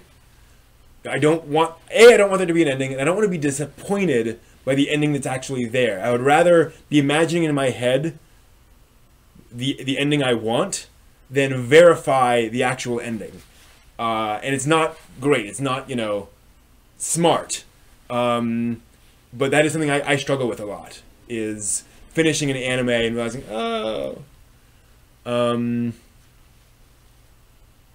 okay, fair enough, Bruno. You don't like mecha. See, yeah, I see mecha and I immediately just, lean forward into that. Have I seen Ideon? Yes. I skipped a few episodes in the middle. There's some filler that I missed, but I've seen most of Ideon and both of the movies. You want dark anime? There you go. Obviously, it's 1981 or 1980, but still, yeah, that's dark, especially the movies. I mean, the second Ideon movie has the highest body count in any anime I've ever heard of. So there you go. There you have it. By far. What was Eureka 7 about? That's a good question. I never finished Eureka 7, which I want to someday, but it got the plot started moving all over the place. It started getting kind of diffused plot-wise. So I took a break from it and haven't come back to Eureka 7. So one of these days. Might be an old guy thing, definitely. Now, I'll finish a game, but I'll finish things. But for anime I love, that's something where I'm like I get a weird block. But I'm pushing through it. I'm getting better. Let's see here. Recommend me good sports anime. Again, I don't believe in good. What sports do you like? I will actually definitely, if you want to, in sports anime, Battle Athletes Victory. That is the anime that helped me, somebody who didn't understand sports at all and did not get the appeal of it at all, made me understand and appreciate the appeal of sports, of being involved in sports, of cheering for sports. I went 180. I didn't become like a huge sports fan, but I got it after Battle Athletes Victory. Other sports anime. I mean, again, we could go all night with classics of the sports genre. Ashita no Joe, Ice Shield 21, Aim for the Top. Heck, all sorts of stuff. Princess 9, which I haven't seen. I want to watch that some soon. Now I've gotten into video games of late. What are thoughts on how games like Akiba and Nier capture the anime aesthetic? Great question, Game Escape. So I think, obviously, they're all going for different things. So Akiba Strip is trying to capture the anime, visual aesthetic in the game art itself, which it does very well. And it's also trying to represent kind of what otaku were like. And I think Akiba does a great job of parodying otaku culture, especially like the names of people walking around, where otaku and I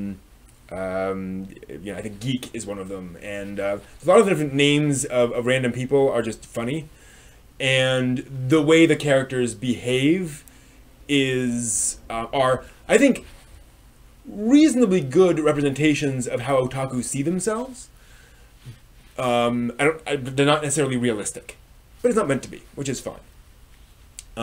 Nier is obviously trying to be essentially an anime series in video game form. It is trying to capture the aesthetic, the pacing, the feel of anime battles, things along those lines, and those I think it does very effectively. And I mean, again, it really depends on what you're trying to do. I'm very impressed with how well they're able to do those things. The thing is, I don't want to play Akiba Strip. I don't want a lot of Akiba Strip. I don't want there to be lots of those games around. I think that is a quick creative cul-de-sac. Whereas I think Nier Automata and those sorts of games are a much more interesting approach, because they are their own thing. They clearly have a very strong message in a very strong style. And that always appeals to me when you have all these things that are all coming together in your story. Let's see here. Big wind-up. Am I familiar with the Phantasy Star games? In name only. Like I've seen clips online. I'm familiar with it, but I've never picked up any of the games. Yeah, that's another thing, Carry-On, with final bosses and having to grind. Like, I have very little patience for grinding. If your game says I need to grind, I will probably put it away. It's just like that doesn't really appeal to me. Obviously, you know, there are going to be low-level enemies in any game, and that's fine. You know, there are going to be random battles in any game, but more than a very, very, very little amount of that, and I just get bored. I'm not interested in that at all. And that's just my, you know, my failing, if you will, as a video game fan. It's something that just is, I know, will restrict my enjoyment of a lot of important games. But, and it depends on the monsters, right? You know, if it's grinding but the monsters are fun, that's fine. Let's see here. What was the realest real robot show you've seen? 8th MS Team. Actually, I'd say probably 0080 War in the Pocket. That is the realest, because there's very little mecha in it, actually. And the mecha is cool and big and fun, but it is very much about the emotional reactions, and it is mostly about civilians. The main character is a civilian boy, and it is very much about war from a civilian's perspective. So I think 0080 would count. I'm trying to think of anything else, science fiction wise, that counts. Yeah, or mecha wise. Yeah, 0080, definitely. Let's see here. Record is about love and understanding. Fair enough. Cool. Have I seen Hajime no Ippo? I have not. I've seen, again, clips and bits and pieces here and there. And I've read like the plot, and I'm familiar with the show, but I've not actually sat down and watched it yet, and that's long. Have I tried Persona 5? No, I have not. I'm really looking forward to it. I have a lot of video games on the kind of queued up. I have The Last of Us queued up. I think I have Persona 5 bought and queued up. Final Fantasy 15 queued up. Other things, and I'm just trying to make myself finish some of these games before I move on to those. I will probably finish Nier, and then I probably won't finish Akiba, because I found out I am a long way away from the end of Akiba, and I might just say, okay, you know, I've experienced some of that, I will come back to it later, but there we go. Thoughts on the Chevalier Dion? I watched the first episode of Chev, and it turned me off, frankly. Chev just was, and it's weird, Chev should be right down my alley, but there was something just kind of,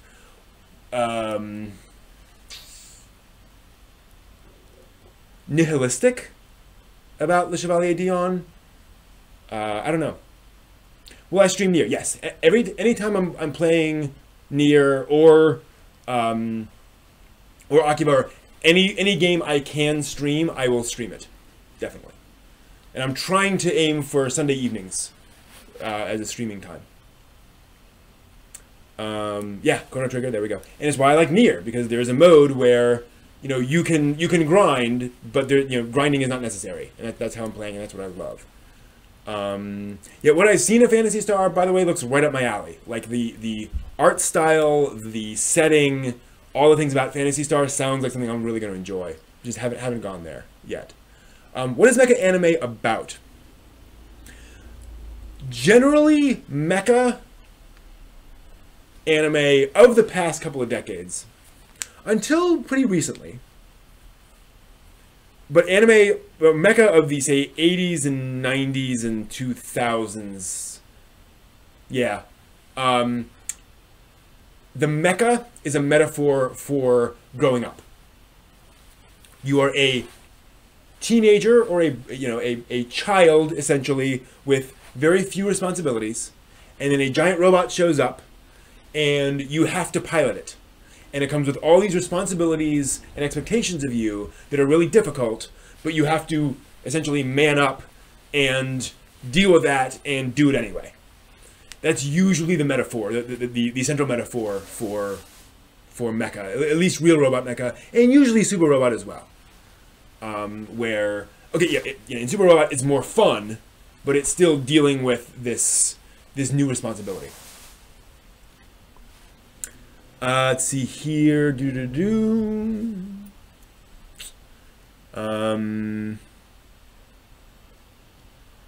Gotcha. Persona 5 has one of those one of those block things. Yeah, well, one of the things on my to buy list is a video capture device, because I also want to stream Switch games. That's another big hole where I put in like 80 hours into Zelda, Breath of the Wild. I put quite a few hours into Skyrim already, and other games. I love to stream those too. Okay, I'll have the PS4 version of Persona. That's good to know. Thank you. That's kind of one of the big things for me for 2018. So I should mention that. So I've got some plans coming up for 2018 while we're waiting for folks to ask more questions. There's a so in 2018, now that I've sort of consolidated things down to Geek Archaeology, I'm looking to kind of level up my stuff. One way to do that is to do more video game streams, more video game material. And I'd actually love your guys' advice, either now or in the future.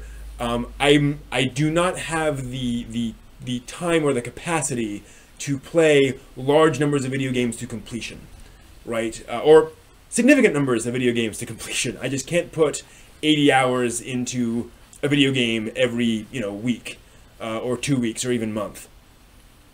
So I'm looking for ways to dive deep into a video game and analyze what's there, at least in as much of it as I can possibly experience, without necessarily committing to 80 hours or whatever, 60 hours for a lot of these games. So that's something on the list. But definitely you'll see more video game stuff in the future. I'll also be reviewing more manga in addition to the anime. So I'm going to try to do probably 3 anime reviews a month, and then probably one manga review or like a novel review or something along those lines per month. And I also want to do like reviews of cheesy 80s movies. I think those will be fun. So looking to expand that and do that kind of stuff. Let's see here. And I'm also looking to launch a Patreon. Not because I need money, but because I want to provide access to my anime convention panel videos.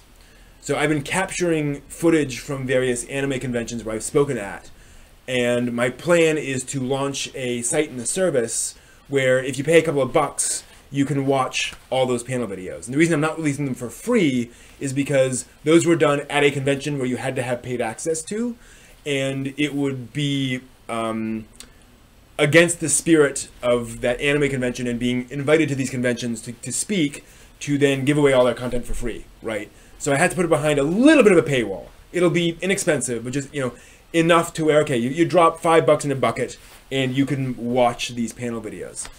So that is the plan. It's one of the reasons why you've seen as I'm streaming, sometimes I'm streaming clips from my panels. I'll probably have one coming up here pretty soon. So that is that. That is something I'm looking to do in the new year. I'm also hoping to launch a thing where you guys can force me to review an anime every month.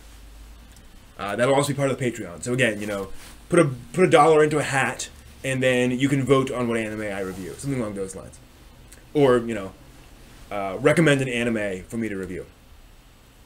So those will be coming in 2018. And also watching a bunch of anime. So that's the other big thing. I've identified 27 anime series I'm going to watch in 2018, at least. And those will all get reviewed. And they're all known anime that you've probably heard of.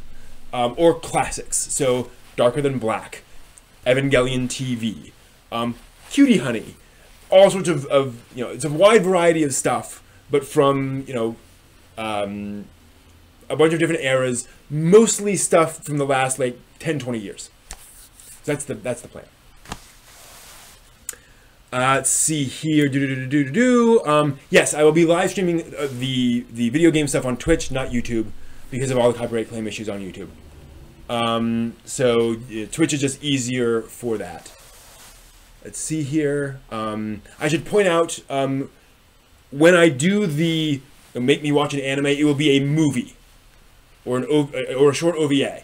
You will not be able to force me to watch a TV series because that just gets crazy too fast. And, you know, it's hard for me to commit to 13 episodes even, you know, along with everything else regularly. So it'll be, you know, it'll be a movie or something along those lines. I can do that. And I will totally watch a shonen movie. That's fine. Let's see here. What about the live anime viewing we used to have on Twitch? I keep getting taken down. Those videos keep getting flagged on Twitch when I live stream anime. So like my Twitch channel got taken down for a day when I live streamed, I think it was Urusei Yatsura. So I cannot live stream anime on Twitch, sadly. I've not found a good way of live streaming anime consistently. Unfortunate. Let's see here. So yes, I not too long ago I said I didn't want or plan to watch Eva to completion. I mean, again, I've already seen the ending, but I changed my mind because I have it on DVD, and you know, it's one of those things where I want to check that off my list. And I've gotten a lot of pushback from people, but a lot of people asking me questions about Evangelion and about, you know, what about this thing from episode 17? So I want to be able to speak to that. I appreciate that, Game Escape. And I totally agree we have good chemistry. I would love to have him here every week, but the reality is I've asked him to be here every week, and almost every week I get a text from him at the last minute saying, sorry, I can't show up this week. You know, I'm available, the door's open, you know, but he just can't make it. So we're going to have to dial that back until he's able to reorient things in his life. And I've offered to help him out with things. Get the other stuff sort of handled on his end. He's busy. But yes, I'm going to, you know, I would love to have him here all the time. But that is the reality. No, I'll be watching Evangelion dubbed. Because there is no way I'm watching Evangelion with subtitles. That is, having watched Evangelion both ways, subtitles are the wrong choice. Let's see here. But yes, I'm totally open to more Evan on the channel. We'll just have to get that worked out with him. That's weird. Huh. Sorry. Something collapsed. I have very strong opinions about dubs versus subs, and especially for certain works.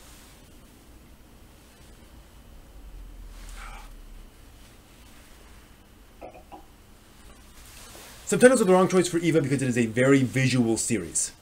Anno communicates a lot with the art and the imagery, you know, that is being shown at you, and often extraordinarily quickly.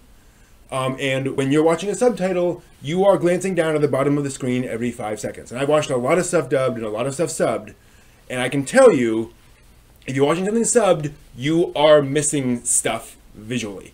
Your brain is not that good. Our lizard brains cannot process all that information, especially when something's being thrown at you for like one frame.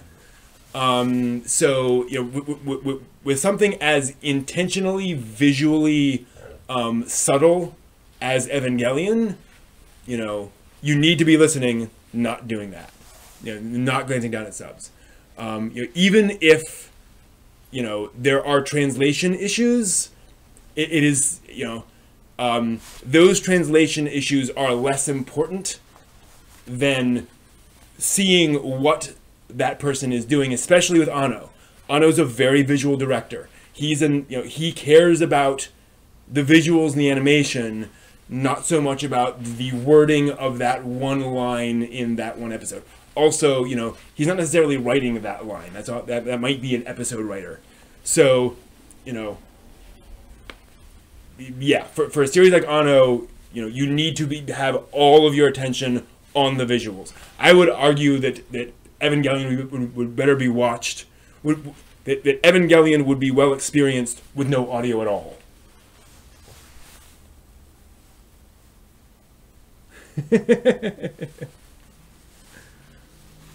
If all visuals fall flat for me, fall flat for you, then why watch anime at all? Turn off the video, right? So, and if you watch Japanese, if you understand Japanese, then absolutely watch, listen to the Japanese dub. That's the ideal, definitely, to be able to listen to the original, dialogue as it was recorded back in the day. Definitely, listening to Japanese dialogue is ideal.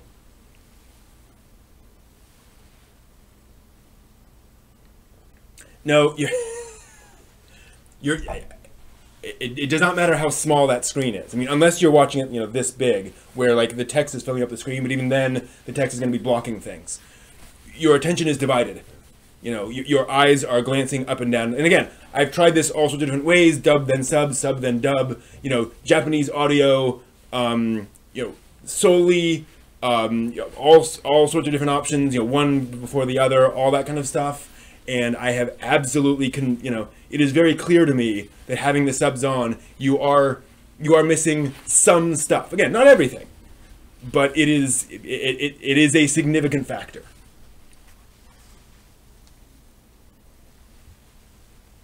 Our brains are not built for that. They're not built to bounce back and forth between two different things and catch everything. And again, if you're watching Dragon Ball Z, where they communicate a lot and they telegraph a lot, it doesn't matter as much, because you're not going to get that couple of frames of something that's communicating something that you need to see, or a little thing over here where in a very complex image. Lane's a good example of that, where there's a lot of stuff hidden in the images of Lane, hidden in the background and so forth, that communicate things about that story that's hard to immediately pick out unless you're watching the screen. And again, I've watched thousands of hours of anime, and even now, watching subs, I would miss stuff. Watch the first episode of Kakegurui. I have not yet, no. So I watched hentai dubbed. I would if I could. I have watched hentai dubbed, actually. And that hentai had a famous anime voice actor, American anime voice actor in it. Have I written stories of my own? Yes, quite a few. I am currently working with artists to get one of them animated. And I'm drooling all over myself. That's great.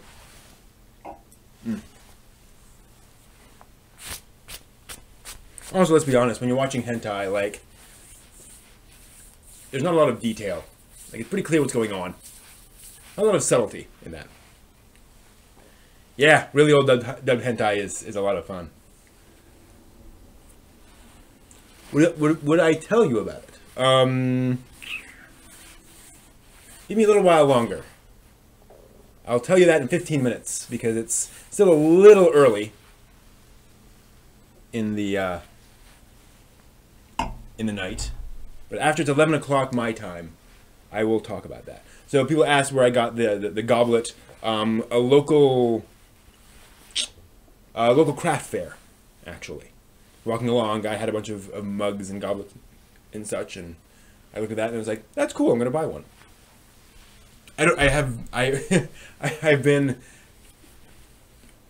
culling down my possessions. I've been kind of pursuing minimalism over the past few months, and so boy, mugs just breed. I've been kind of getting rid of mugs and mugs and mugs and mugs and mugs. Oh, the glass one, this. I got it at a kitchen store 20 years ago. It was just one of the, things they had sitting out there, and I was like, that's really pretty. I'm going to buy one of those.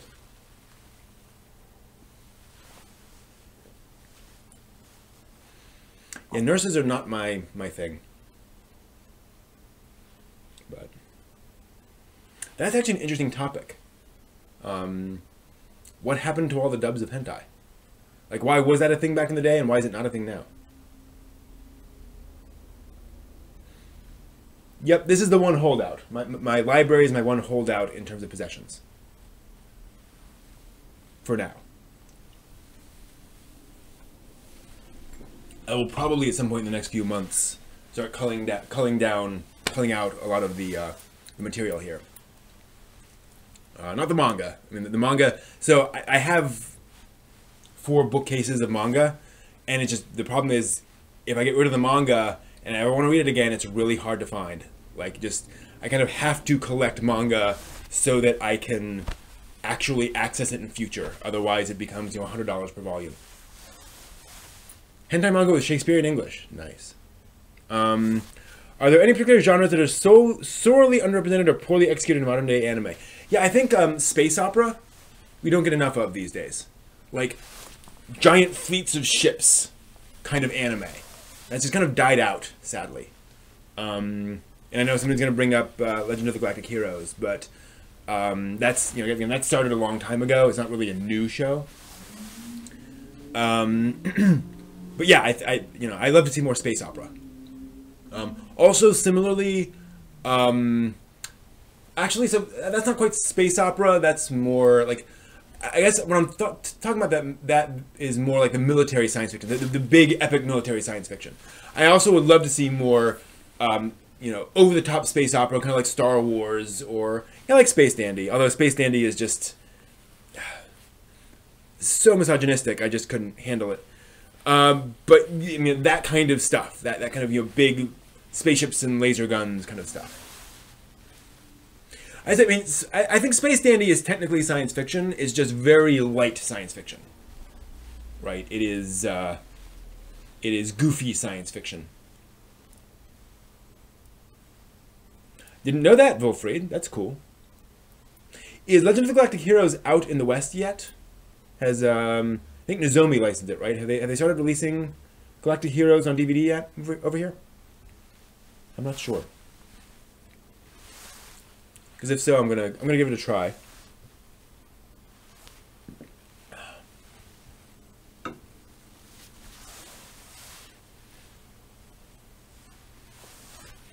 Let me pull this up here real quick. Do I have a college major? Yes. I am a computer science major. Got my bachelor's in computer science some 20 years ago. Oh, Sentai has Legend of Galactic Heroes. Okay, fair enough. The Otaku coin. I'm not familiar with that. Is that a cryptocurrency? What's the Otaku coin? But yes, I'm a programmer, and I've been a programmer. No, that's not quite true. Most of my career, I've been a software developer of some stripe or other. I've also bounced into other adjacent careers, but I've always kind of ended up back in programming. The novels have been released here. Okay, fair enough. How old am I? 41. Oh, they're putting it on High Dive. Okay, that makes sense. So it's on their streaming service. That makes a lot of sense. Instead of trying to release, 100 DVDs. Okay, cool. I will check it out on High Dive then. Well, thanks, Underdog. I've been around a long time, so I've built up knowledge.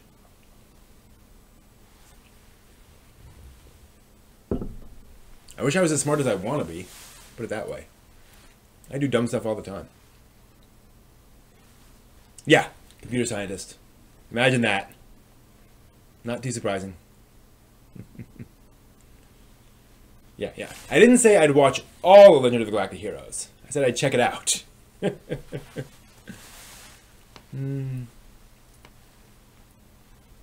yeah, and to that point, I mean, and thank you for that comment, Underdog. The vast majority of this just comes from absorbing large amounts of material and then thinking about it. Interesting. I'll have to look up that Otaku coin. I've actually, I own a fair number of different cryptocurrencies. That's a hobby of mine.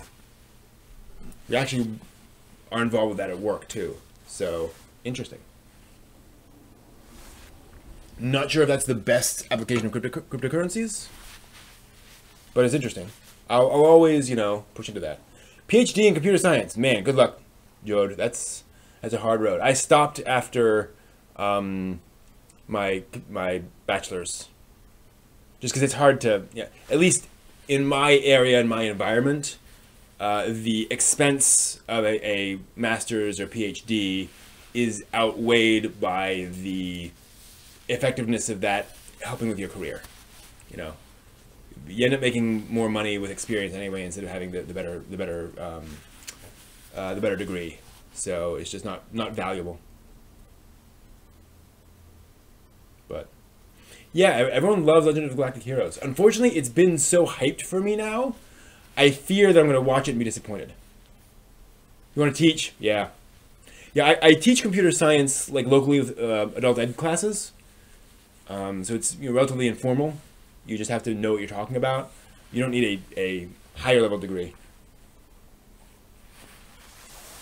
That's a shame.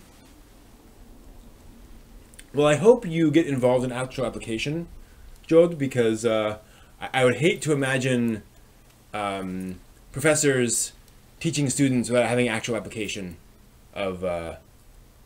Have you read the manga called How I Stalked Some Dude with an Exposed? I have not read that, but I'm curious. Is that available like legitimately, or is that out there?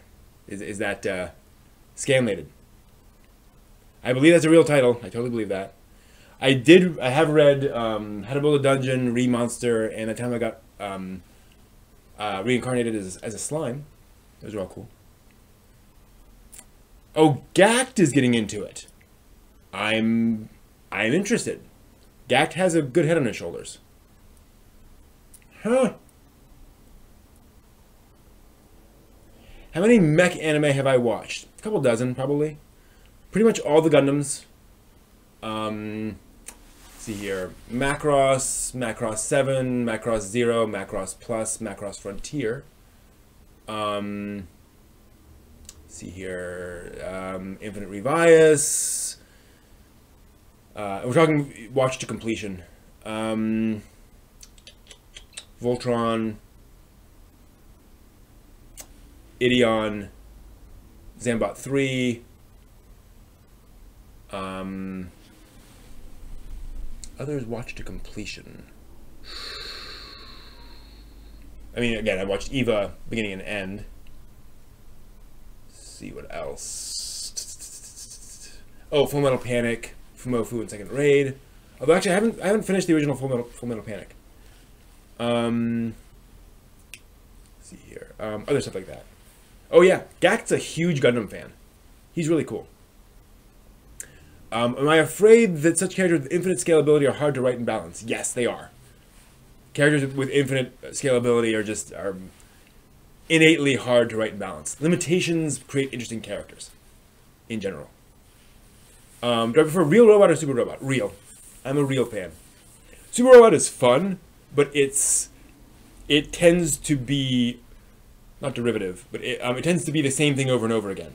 You know, it's hard to tell really interesting stories in a Super Robot story because the mecha is almost by definition capable of kind of ridiculous powers, where you can just kind of invent a new power for this episode. So, we'll tell us 65 words long. That's funny. So Super Robot series are shows where the mecha is not treated as like a real piece of industrial machinery. It is essentially an artifact. It's a thing that somebody invented, but if it gets beat up, like it gets repaired in the next episode. You know, there are no engineers crawling all over it, and no repair personnel crawling all over it. You know, so you think Gigantor, you think Mazinger Z, you think those sorts of things, where there's no attention paid to the realism of actually maintaining a 3-story tall robot. Whereas Real Robot is more realistic. Oh, interesting. Gact is in Final Fantasy VII. That's cool. Or a plot thread in Final Fantasy VII. That's cool. Yeah, Brave. I watched a bit of Gal Gaigar back in the day, and I think some of Jay Decker actually as well. Not a lot of it, but yeah, Gurren Lagann's a classic Super Robot show. But yeah, no, Gact is cool. there's a great clip online on YouTube somewhere of Gact on a talk show where he is quoting various characters from the original Gundam series, like in character, and doing famous lines from Gundam, which is pretty cool. Yeah, I read a few volumes of Holic. I really liked Holic. Again, the callbacks to other Clamp series kind of caught me off guard because I was like, is this important? And so I got, how much of Holic do I have? Oh, do I still have any Holic? I may have sold my Holic. Not seeing it. Apparently I did. But yeah, I read a few volumes of Holic, and I really like the whole storyline of Holic, the whole theme, that's again sort of Twilight Zone-esque feel of Holic. Bittersweet ending. Okay, good to know. I may get back into it. I have not watched Gun Sword or Gun X Sword. Yeah, the Zeta Gundam movies by Gact. The song Gact wrote and performed for the Zeta Gundam movies. And if you check out the his music video for that song for the Zeta Gundam movies, like it's him in a normal suit in a in a Gundam frame. So he's in a cockpit of a Gundam basically singing the song. It's really awesome. Totally Gundam themed for that, which is pretty cool. Okay, so I can talk about it. Yes, so the anime I'm referring to, oh gosh, now I can't remember the name of it. Oh, this is annoying. There's an old fantasy series called Gore, G-O-R, by John Norman, which is a pen name. It's set in one of these creepy fantasy worlds where, girls get enslaved and collared, and guys are these big muscle barbarians who lead collared slave girls around by chains. It's one of those sorts of things where it's like, you've got issues. And this hentai, it's like a 5-episode hentai series, is clearly set in Gore, just with kind of the serial numbers filed off. And gosh, it's annoying me that I can't remember the name of it. It is, gosh, like Legend of Something, or it's, something of something. It's a multi-word title. And so it's this world where, girls can get enslaved, and then they're basically sex slaves to hunky guys. It's absolutely ridiculous. It has a decent production budget. It was clearly made in like the 80s. And like there's like everyone rides like these sort of chocobo style creatures. There's a fair amount of thought given into the world and the politics. Like there's political stuff that happens, all that stuff. It's really, really weird. And if you ever watch it and you ever watch the English dub, you will recognize the voice of the main male character. He is a well-known anime voice actor to this day. It's bizarre. And the reason I watched it is because I heard of this connection. I was like, really? I've got to see this. So I went and found it. But yeah, it's really weird. Read the fan manga Clamp made of JoJo. I have not read that. No. Yeah, it's a good way of putting it. Cruz. Super Robot is heroic. Real Robot is more militaristic usually. How do I decide the next anime you want to watch? Do I follow a list in order, or do you just go by gut feeling, what feel like seeing next on that list? I generally go with gut feeling. I'm pretty simplistic with that, where I'm just like, I want to watch that. And as I said before, I think, sometimes I'll just go on Crunchyroll and just look for something that looks interesting. Like I'll sort by alphabetic, pick a random letter, scroll down until I find something that looks neat, and just watch the first episode and just see if I like it or not. So I'll be very random at times. The plan for 2017, I will show you. 2018.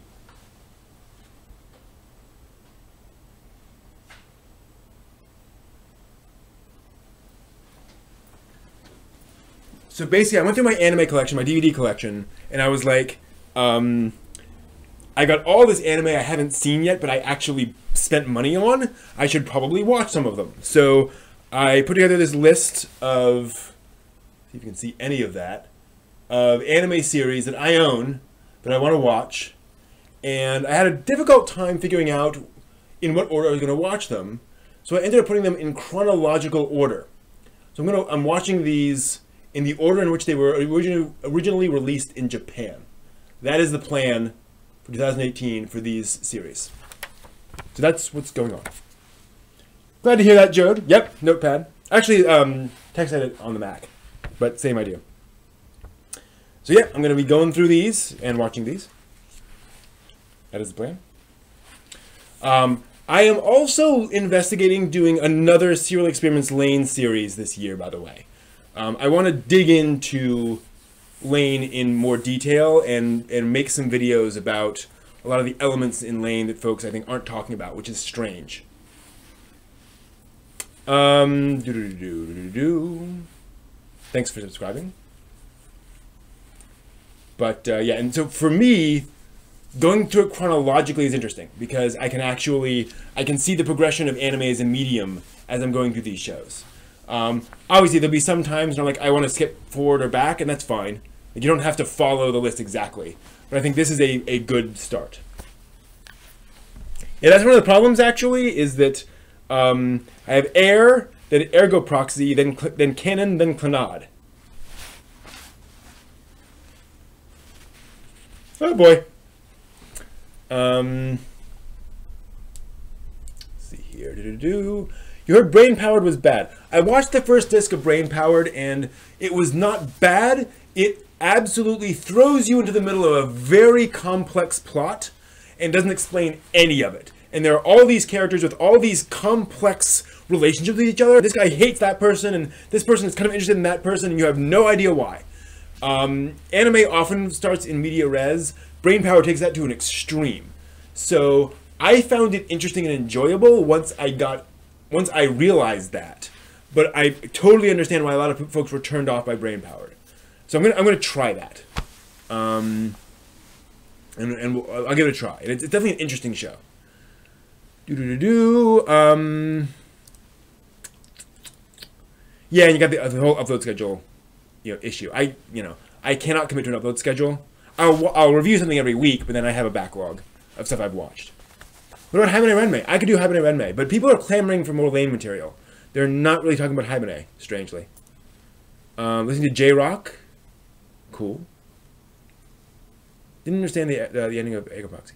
I have not heard of a Blu-ray release of Infinite Rebias with an English dub. It may have happened, but I have not heard of that. Yeah, Tomino loves throwing you into something without explaining it, but this is...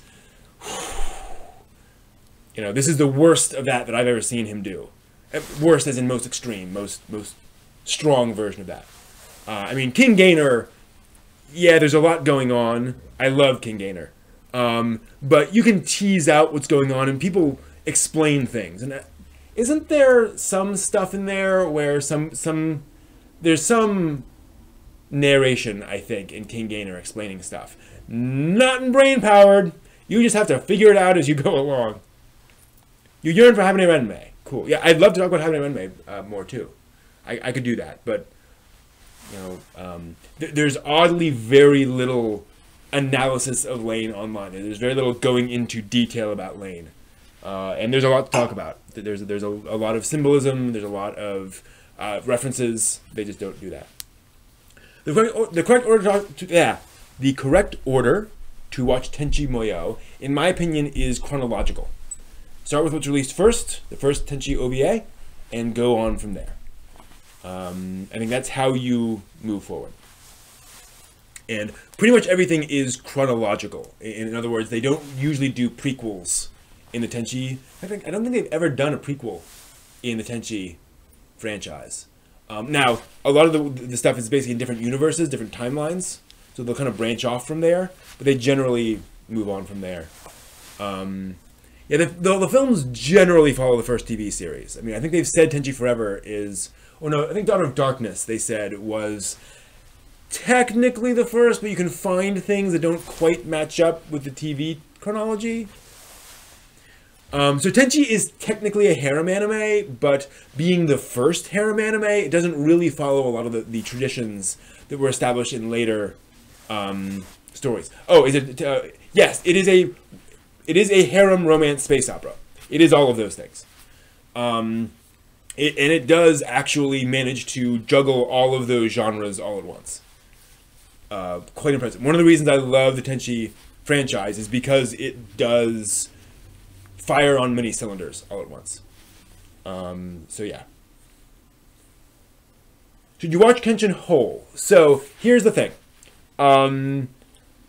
There are 3 seasons of Kenshin TV. The first 2 are pretty much straight from the manga. The third is entirely filler. Almost entirely filler. So, you know, absolutely watch the first 2, but if you go to season 3, realize you're going to get basically no extra story out of that. And apparently it's pretty silly. Yeah, I mean, and the manga is arguably the better structured story, just because of, you know, the pressures on anime are different. So, well, I mean, Cruise, technically it's all canon, right? The TV is just as canon as the OVA. They're just different canons. They're different timelines within that franchise, which is weird, but it's the way that works. And the reason I say that is because of Kione.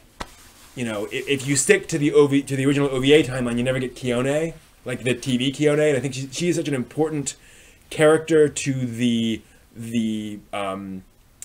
balance of all those characters. I think she really counterbalances a lot of the other stuff in that, especially Mihoshi, where Mihoshi just kind of feels like a weird outlier when it's just Mihoshi, but with Kione there, that really fits better, I think.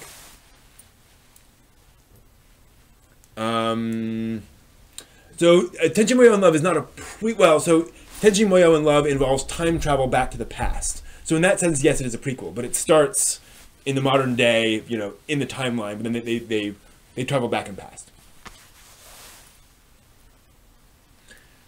So, like Disney buying Star Wars and making things non-canon, then can that really happen? Technically, yeah. My personal definition of canon. My personal definition of canon is, do the owners of the thing consider it part of their story? You know, part of their timeline. If they say yes, then yes.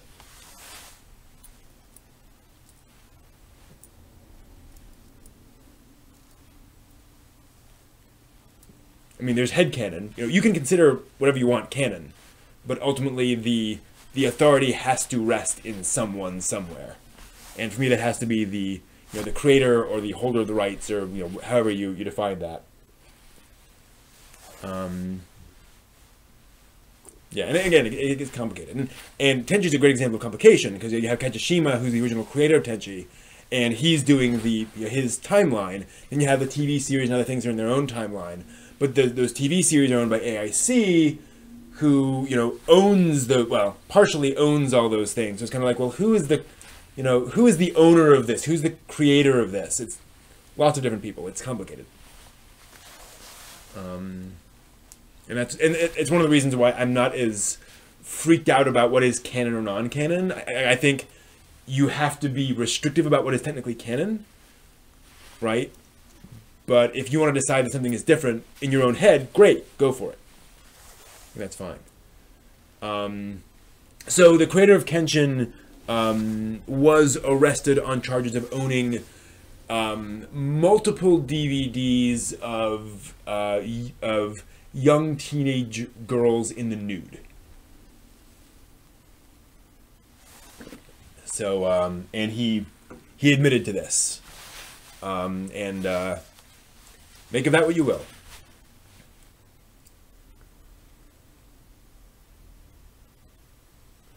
So that's interesting, Bruno. See, in my view, in the OVAs, the characters sit and bicker much less than they do in the TV series. Like, to me, sitting and bickering is more a Tenchi Universe, Tenchi in Tokyo thing than it is in the OVAs, where in the OVAs, generally, there's more stuff happening. But it's been a while since I see it, since I saw it. So that may be rose-tinted glasses. There's certainly a lot of bickering in Tenchi in Tokyo, but Tenchi in Tokyo is not exactly the high point of the Tenchi franchise. Shintenchi Moyo. But yeah, well put, Joe. The work is independent of the virtues of the creator. You know, whatever, you know. I mean, Orson Welles could be a jerk. That does not make Citizen Kane a bad film. How many languages do I speak? Right now, just one. English. I know enough Japanese to get around in Japan if I need to, but I am by no means even basically fluent in the language. You know, I know a handful of basic words, and I can speak a handful of basic words. And I've been exposed to enough Japanese, both in anime and in live-action Japanese works, that I can pronounce Japanese clearly enough to be understood by the average Japanese person. But that's as far as it goes. I've learned a little bit of Spanish. I'd like to expand that a little bit. And I took Francais as my main language back in high school and college. So I've done a little bit of little bit of Francais, and fortunately I can parler Français decently, but I know very little of the language now. Have I seen OVA 4 of Tenchi? Which one is that? Is OVA 4, is that the one from a couple of years ago? Because yes.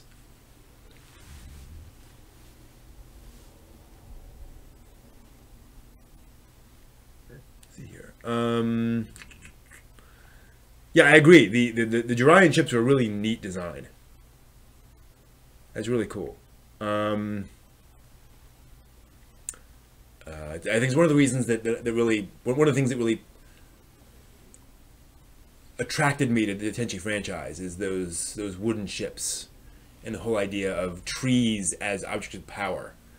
I grew up in the woods, well, on a wooded lot. I mean, it was a subdivision, you know, in a neighborhood, but there were trees all over the place. So I think that touched me, right, in a good way. So. Well, that's the thing. I guess the issue I had with the TV series is that while there's always something new happening, a lot of it is filler. A lot of it is just a new thing for the just because they needed a new thing to happen, but it didn't really reveal much to me personally. Yep, I grew up in the woods. Basically, they were wooded lots that people built houses on, but everyone had like 2, 3, 4 acres of woods, and then like a house in the, you know, on that land. So they were always, you know, they were, it wasn't like out in the woods where, like, you know, the next house is 50 miles away. Like, it was in a neighborhood, but it was just woods everywhere. So that was really cool.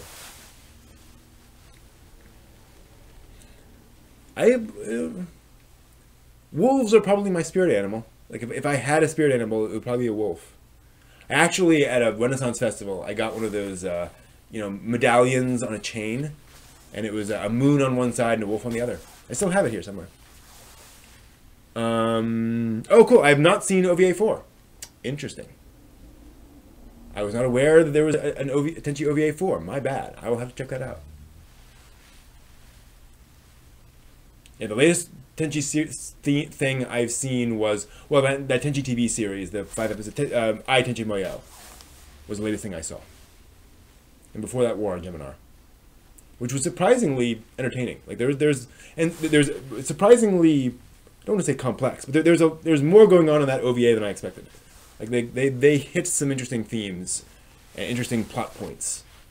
You know, more than a Tenchi series needs to, but going back to kind of that classic tone and feel, which is cool. You ever Digimon, not series? Digimon?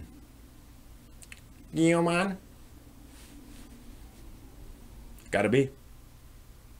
Don't like how round Tenchi's face is. Fair enough. How do I deal with the mean comments in my videos? Delete. Pretty much. If I see them, I delete them. You know, what do you do? I've been on YouTube for what, 8 years now, so I'm used to the fact that some people like to troll. It hurts. I mean, it's not It doesn't bounce right off me, but I'm used to it. Yep, clip that one. Clip that.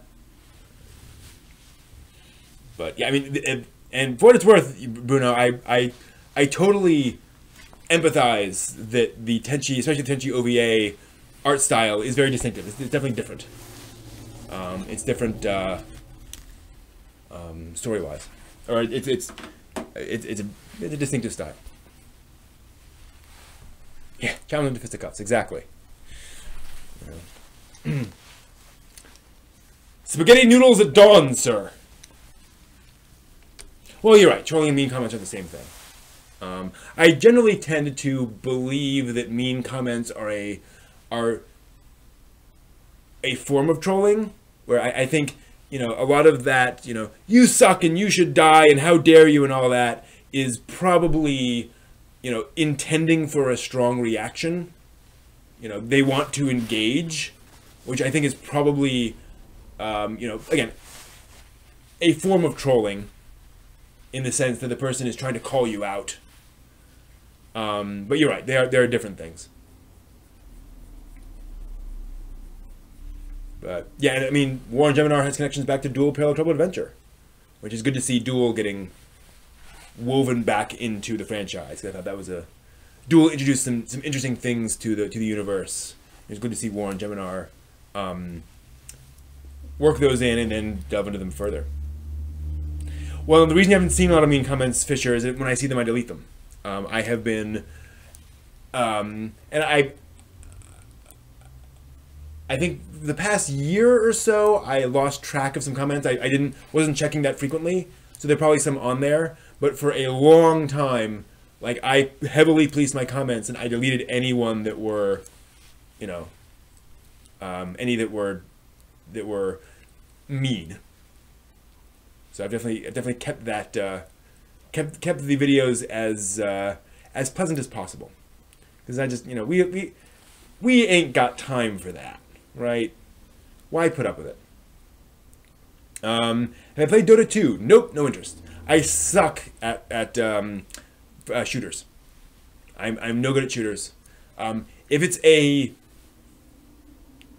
single player first person shooter that isn't modern, I can usually handle it, in the sense that, you know, but a shooter that requires skill, I will suck at, and I will not have fun with.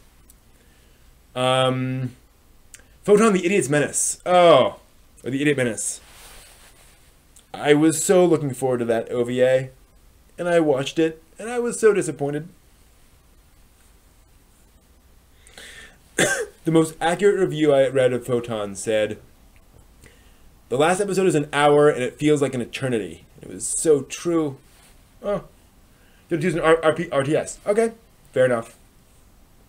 Visually the most beautiful TV series I've seen.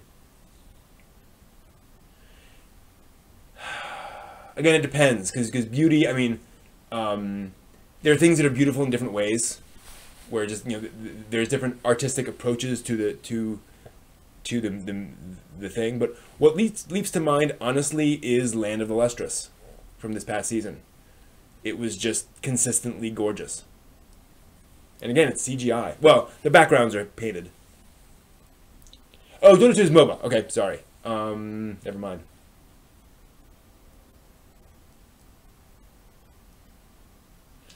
I mean, Escaflowne is certainly a remarkable, amazing show. Visually and artistically and so forth. What appeals to me? What appeals to me in what? In what mediums? My favorite movie, TV show, anime. I don't have favorites. I really, honestly don't. Used to be Serial Experiments Lain, but I like other things better in different ways. You know, Lain for me is the most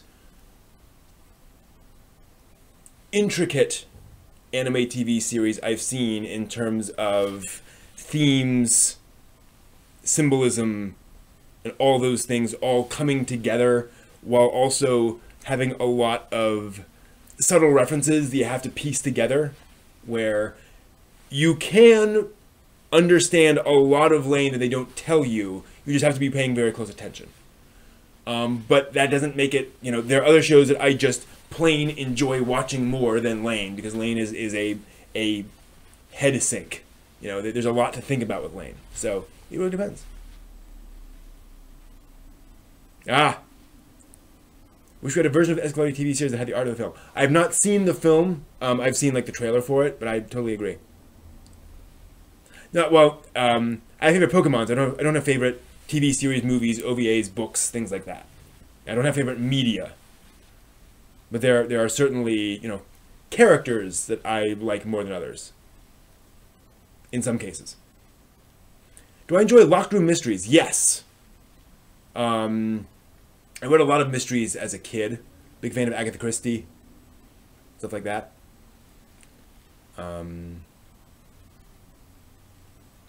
I don't, and I haven't done the sort of locked room, the physical locked room puzzle things where like you are physically in the room, but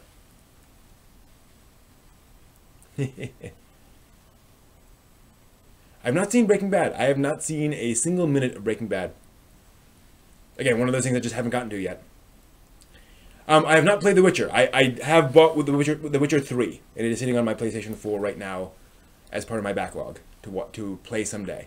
But again, I gotta finish Nier first. I'll probably do Nier, then I might do Final Fantasy 15. We'll see. I also want to make some progress in Skyrim. So folks asked, in Skyrim I'm playing basically a fighter.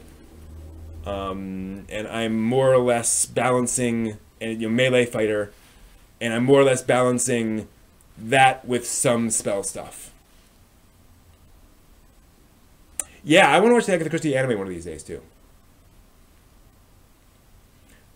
I have no experience with the 2016 dub, so I cannot answer that. I don't know.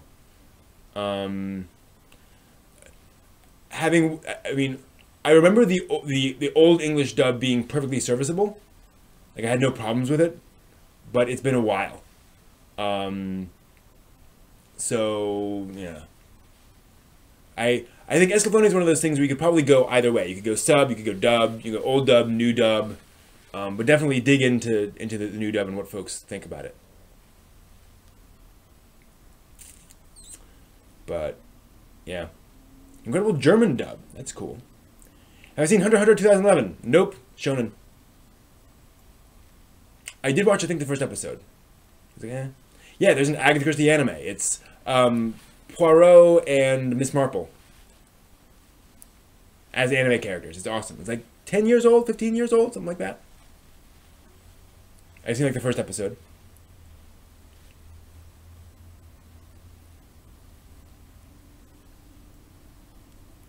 Yeah, The Witcher, unfortunately, Witcher 1 and 2 and really 3 came out when I was still out of video games. But now that I'm back into it, I might, I will check them out. There are probably a few of these video games where I will end up playing some of them, but I will not finish them. Like Witcher being a good example, where like I may or may not finish The Witcher, but I feel like I should play it. Same with some of these Final Fantasy games, where I played some Final Fantasy games, but I don't think I finished any of them. That's okay. Do I listen to Western classical music? A little. I don't really listen to music much, period. Like, I don't sit around with music on, because I find it distracting. So, but Western classical music is one of my favorite, I said favorite. Western classical music is one of the styles of music that I've collected most of. So my collection has a lot of anime music, a lot of classical music, a little jazz variety. But a lot of anime music. A lot of anime music. I will admit. That is my thing. Because a lot of it is instrumental. So that's the thing. I love instrumental music. I don't really care for music with lyrics, as a very, very broad rule. In other words, given a choice, I will generally listen to instrumental music as opposed to music with lyrics. There's obviously a lot of amazing music with lyrics, but that's kind of my thing. Yeah, that's nice. And I think that's what I got, is that The Witcher 3 complete version.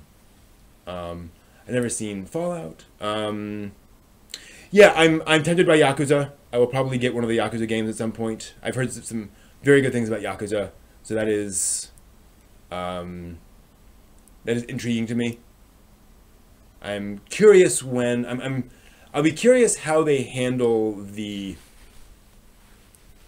content of being a Yakuza, right? Like that is something that is very hard to if the game does not treat that with the gravitas it deserves, I can sense I'm gonna have some issues with that. Like to me, it's hard to, you know, because I know a lot of the wackiness of the Yakuza series, and I know that the Yakuza storyline is not that wacky, but it's one of those, you know, it better not be slightly less wacky than the rest of the game, right? So we'll see. But also the advantage, and I'm kind of waiting a little bit too, because I'm hoping they will get cheaper. I'll be able to pick up one of these Yakuza games inexpensively and try it out that way.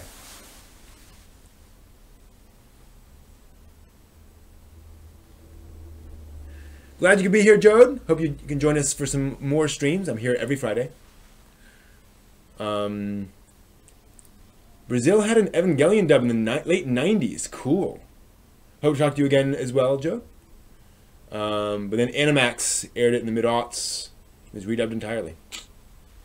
There was a second English dub of Rurouni Kenshin done for Animax, if I recall. Like some of the episodes. I don't know. So Fisher asks the question. Have I seen The Ancient Majesty's Bride? Am I familiar with The Ancient Majesty's Bride? Yeah, I'm fairly familiar with The Ancient Majesty's Bride. I've seen up through, I think, episode 8 of the series. The holidays have gotten me backlogged with anime, but probably this weekend, I'm hoping, or I'll put it this way, I'm setting aside some time this weekend that hopefully will not get pushed by other things to catch up on Ancient Majesty's Bride. I'm loving that show. I'm a little hesitant to watch more of it because at this point it is just a straight adaptation of the manga. So I'm kind of like, okay, yeah, that happened. Yeah, that happened. Like it's very well done, but I feel like I'm just rewatching something I've already experienced. So that's the only reason I'm not, you know, watching it obsessively. Good question, Bruno. So here's the thing. The OVA. So this is kind of a spoiler for episode 1, which I think is reasonable. Chisei is a girl who is sensitive to the existence of spirits and magic and so forth and so on. And this has led to her having a very traumatized childhood. Because she sees all these things other people can't see, and she's very scared of them. And everyone's like, why are you scared? There's nothing there. And it's caused a lot of problems for her. To the point that she sells herself to at auction to a group of magical beings. With the full knowledge that she might end up being kind of experimented on, but because she is so tired of being threatened by all of these creatures, it's kind of like, you know, I would rather be around somebody who at least knows how to deal with these things, even if it's not necessarily the most pleasant future for me. As a result, for much of the TV series, she's very passive and very much still getting used to being around people who, like, care for her, until around episode 7, if I recall. And she starts to slowly kind of come out of that shell. The OVA starts later, chronologically, once she is sort of more healed, and then flashes back to her earlier experiences in her childhood and so forth. So if you don't get until, like, I haven't seen any of that flashback stuff, well, a little bit of it in the TV series. So I know somebody in particular who said, if I had started with the TV series, I would have found Chisei so, you know, passive and traumatized, I probably wouldn't have watched it. But having started with the OVA and realizing, oh, okay, here's where she goes, I was more willing to deal with it. So that's the you know, the drawback. With the OVA, you are going to, it is going to kind of, it will kind of spoil some of the reveal of her backstory and what she went through, you know, in specific details. But that might be the best way to experience the character. All right. It's not so much Stockholm Syndrome as, imagine if you can constantly see, imagine if every 10th person you meet is actually a serial killer, and you're the only one who knows it. And so you see people on the street, and you're like, oh, and everyone's like, what? What's your deal? Right? And you're looking at them thinking, you know, you're imagining all the things they've done. And that's how you've lived for the past 15 years of your life. That's been her experience. And then, it's not a spoiler because it's clear from the show, once she's taken in, she is, you know, she has a much more stable, much more, you know, loving experience. So they obviously care for her. So she starts to kind of break out of that shell. That's it. Thanks for joining us, Bruno. Is anime my preferred form of entertainment? Yeah, I'd say so. I've certainly watched more anime than any other form of entertainment at this point, I'd say. Certainly, you know, more than I've watched Hollywood movies. Although, I mean, I've seen a fair amount of Western entertainment. I've read a fair amount of Western entertainment. But my preferred form of entertainment for the past year or two has actually been Mystery Science Theater 3000. Like, when I am tired and I want to relax, I will watch an old episode of... Sorry. When I was a kid, I had this this problem in my ears. And I'm talking, like, really, really, really young. So that as I was forming my ability to hear and speak English, I was hearing everybody. It was as though I was listening to them from the bottom of a pool. So I heard everything slurred. And as a result, partly because also I have a lot of things to say, I tend to speak really quickly and really slurred. So I apologize.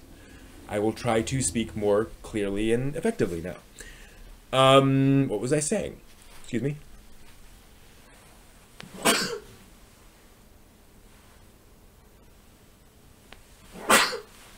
There we go. So yeah, generally when I am feeling tired, I'll watch an old episode of Mystery Science Theater 3000, and that is how I relax. But failing that, I watch anime.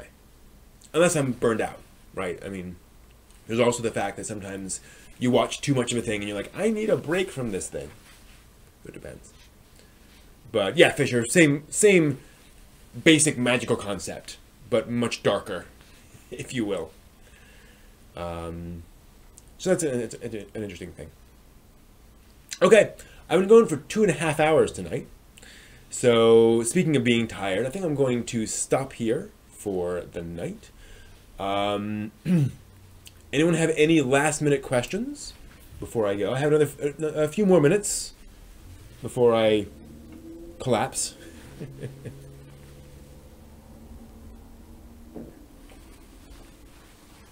Next week will be another... Oh, I should point out. Next week will be another giveaway. And I haven't picked it out yet, but I will be giving away another anime. Tomorrow, I plan to do another Kit Bash stream. So I'll be assembling a Gundam model kit. Actually, maybe not a Gundam model kit, but a model kit. Tomorrow, probably on Twitch. So look for that. Sunday, again, I'll try to stream some video games. And then we'll be back next Friday with more of this kind of good stuff. Hopefully by then I will have finished Cutie Honey. I can tell you more about that and give you some more details about that. We will see. All right. Thank you all very much. Thanks, Game Escape. Thanks to everyone. Oh, good question about Otaku no Cooking. I'm still experimenting with that, but I really like that idea of moving from this over to Twitch.